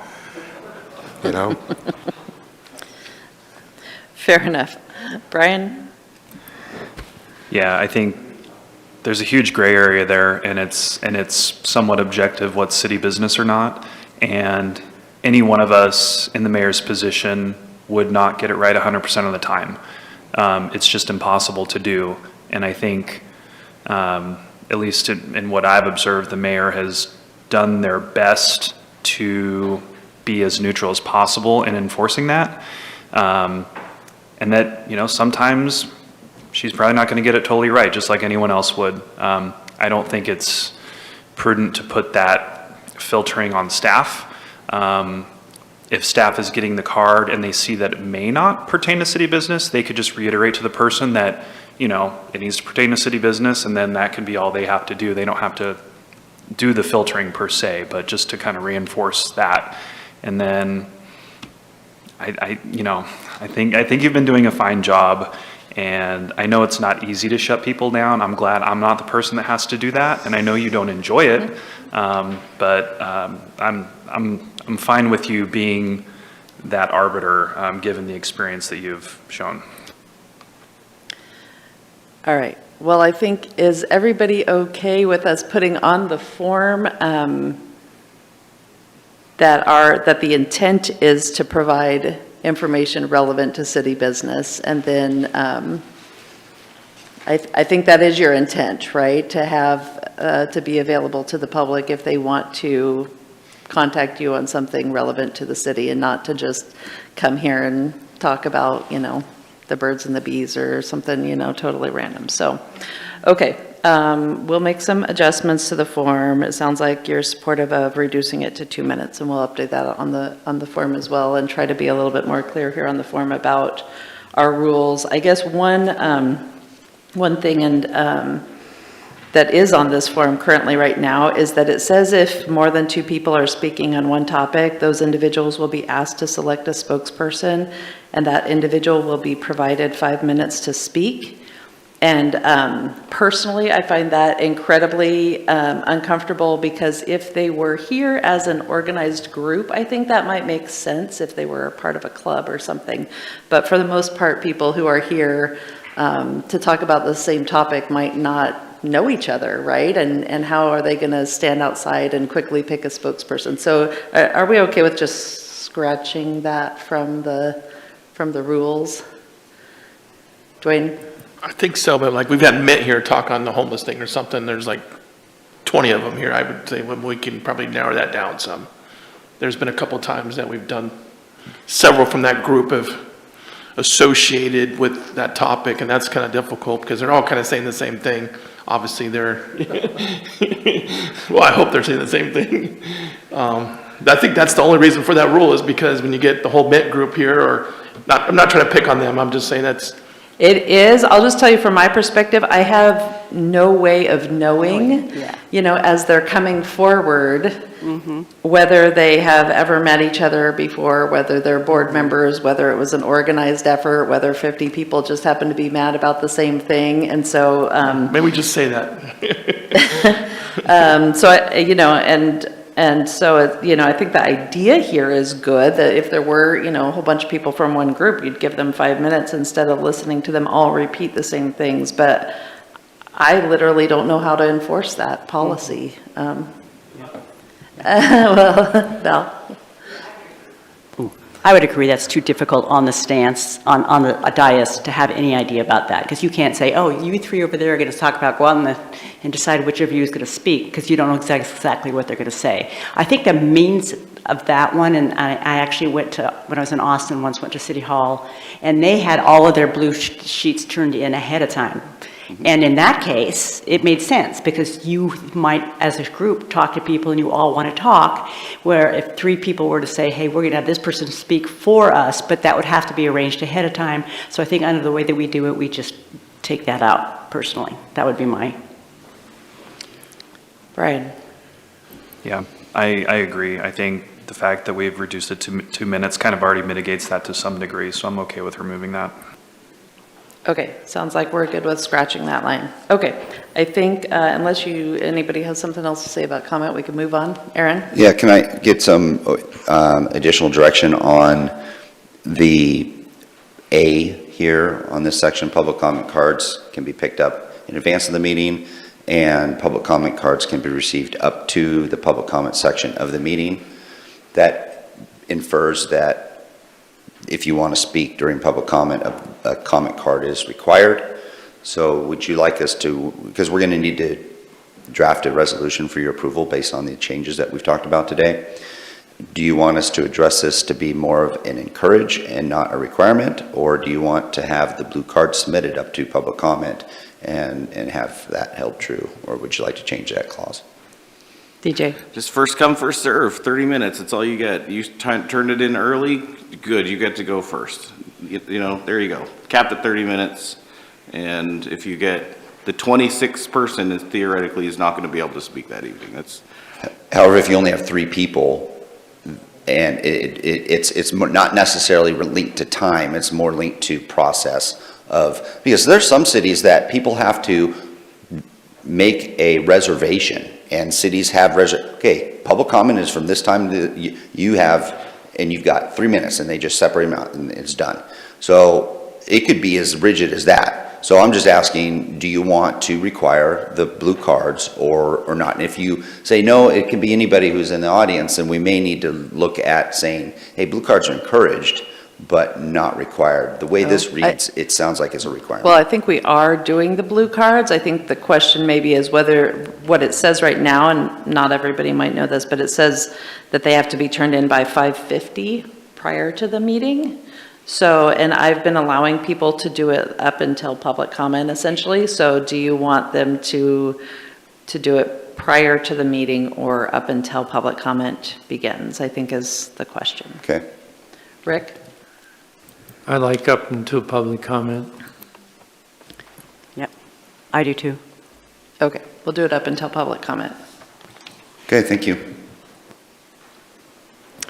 Are we going to keep the 30-minute limit that we haven't been using? Up to you all. I'll just remind you that this is, the 30 minutes is only for, and you're right, we have not been doing it, but it's actually only for topics that are not on the agenda. And I'm not sure that that's where we've seen the biggest crowds, you know, have usually been related to an agenda item. And so then it wouldn't apply unless you wanted to make a rule about public comment regarding agenda items. Well, it doesn't happen very often, but I would just think that if we're going to have it on the books for that, we should enforce it. And if we're not going to enforce it, we should take it off. So I don't know where council stands, but. If it's not utilized, it could be on the books and you're not utilizing it because it's not necessary. But those times where it may be necessary to use, you'll still have it as a tool, so.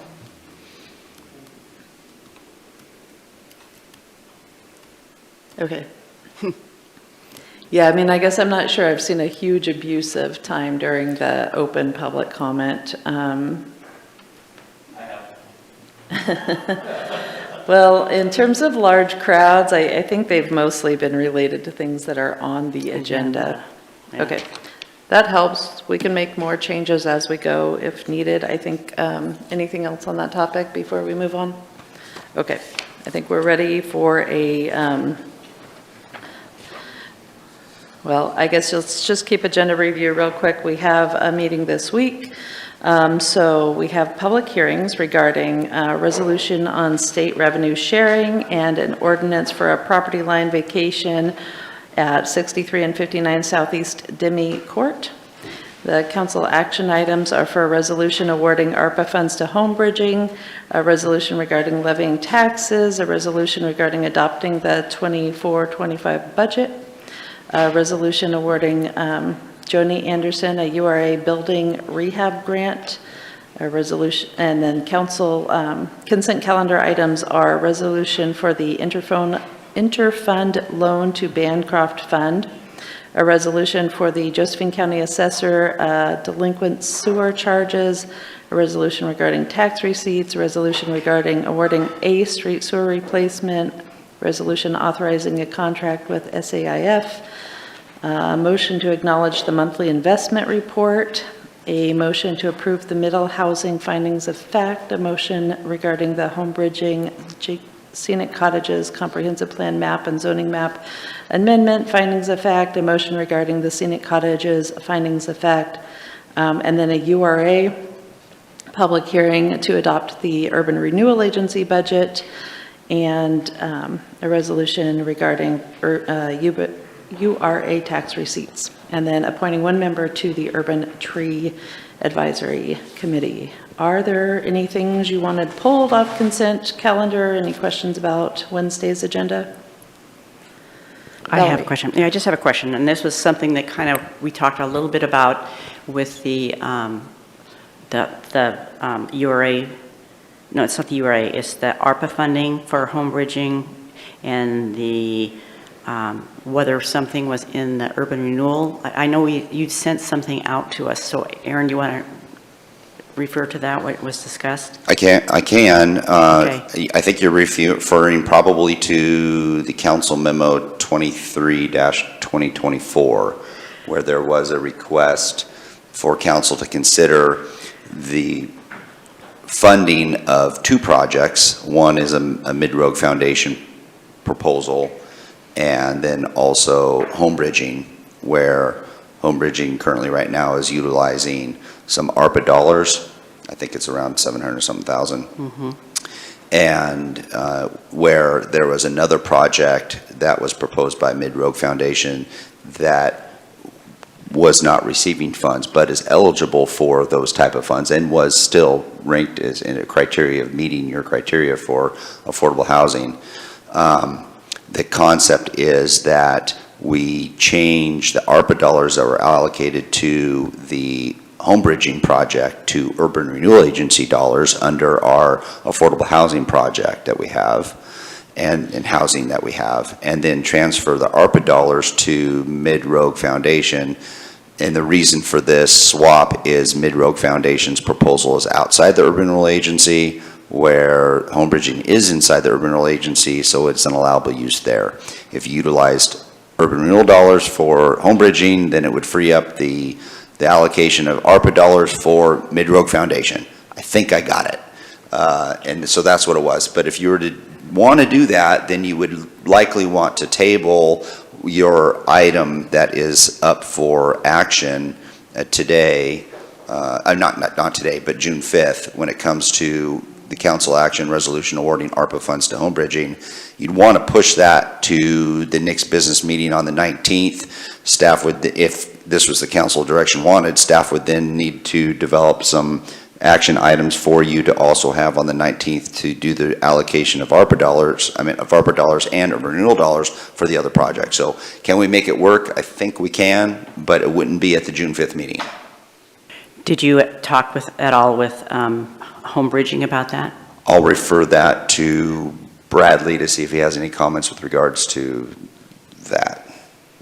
I know that Mark Trinidad has had a couple of conversations, but I can't tell you for 100% certain that specific proposal that Aaron just laid out was given to him, but he's aware that the memo, the council memo was sent to the council, and so I think we were waiting to see today if council wanted to give direction, then we would let him know for certain. So I apologize. He may or may not have been given I know he got the memo though.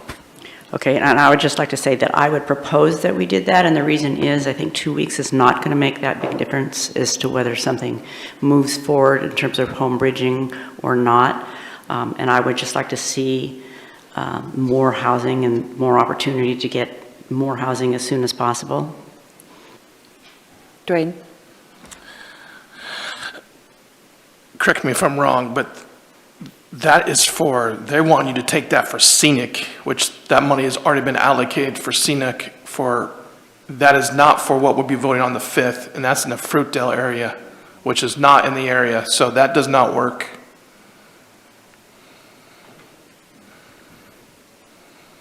Have a packet here. Councilor, are you referring to the? We're voting on Wednesday for Fruitdale, not scenic, and that memo is for scenic, and that money has already been allocated to the scenic project. We already voted on that. So this is like a moot point when it comes to pushing it out 2 weeks because there are two different projects, and the Fruitdale project does not work for what they requested, so that can't happen. Yeah, I think that's correct. That The item on Wednesday night's agenda is for the home bridging project on Fruitdale Drive, and so that wouldn't be involved in this URA ARPA dollar swap, right? That is correct. I think the issue is that you would be, if you voted on Wednesday night to approve the Fruitdale cottages, you would at that point be allocating 100% of the ARPA money.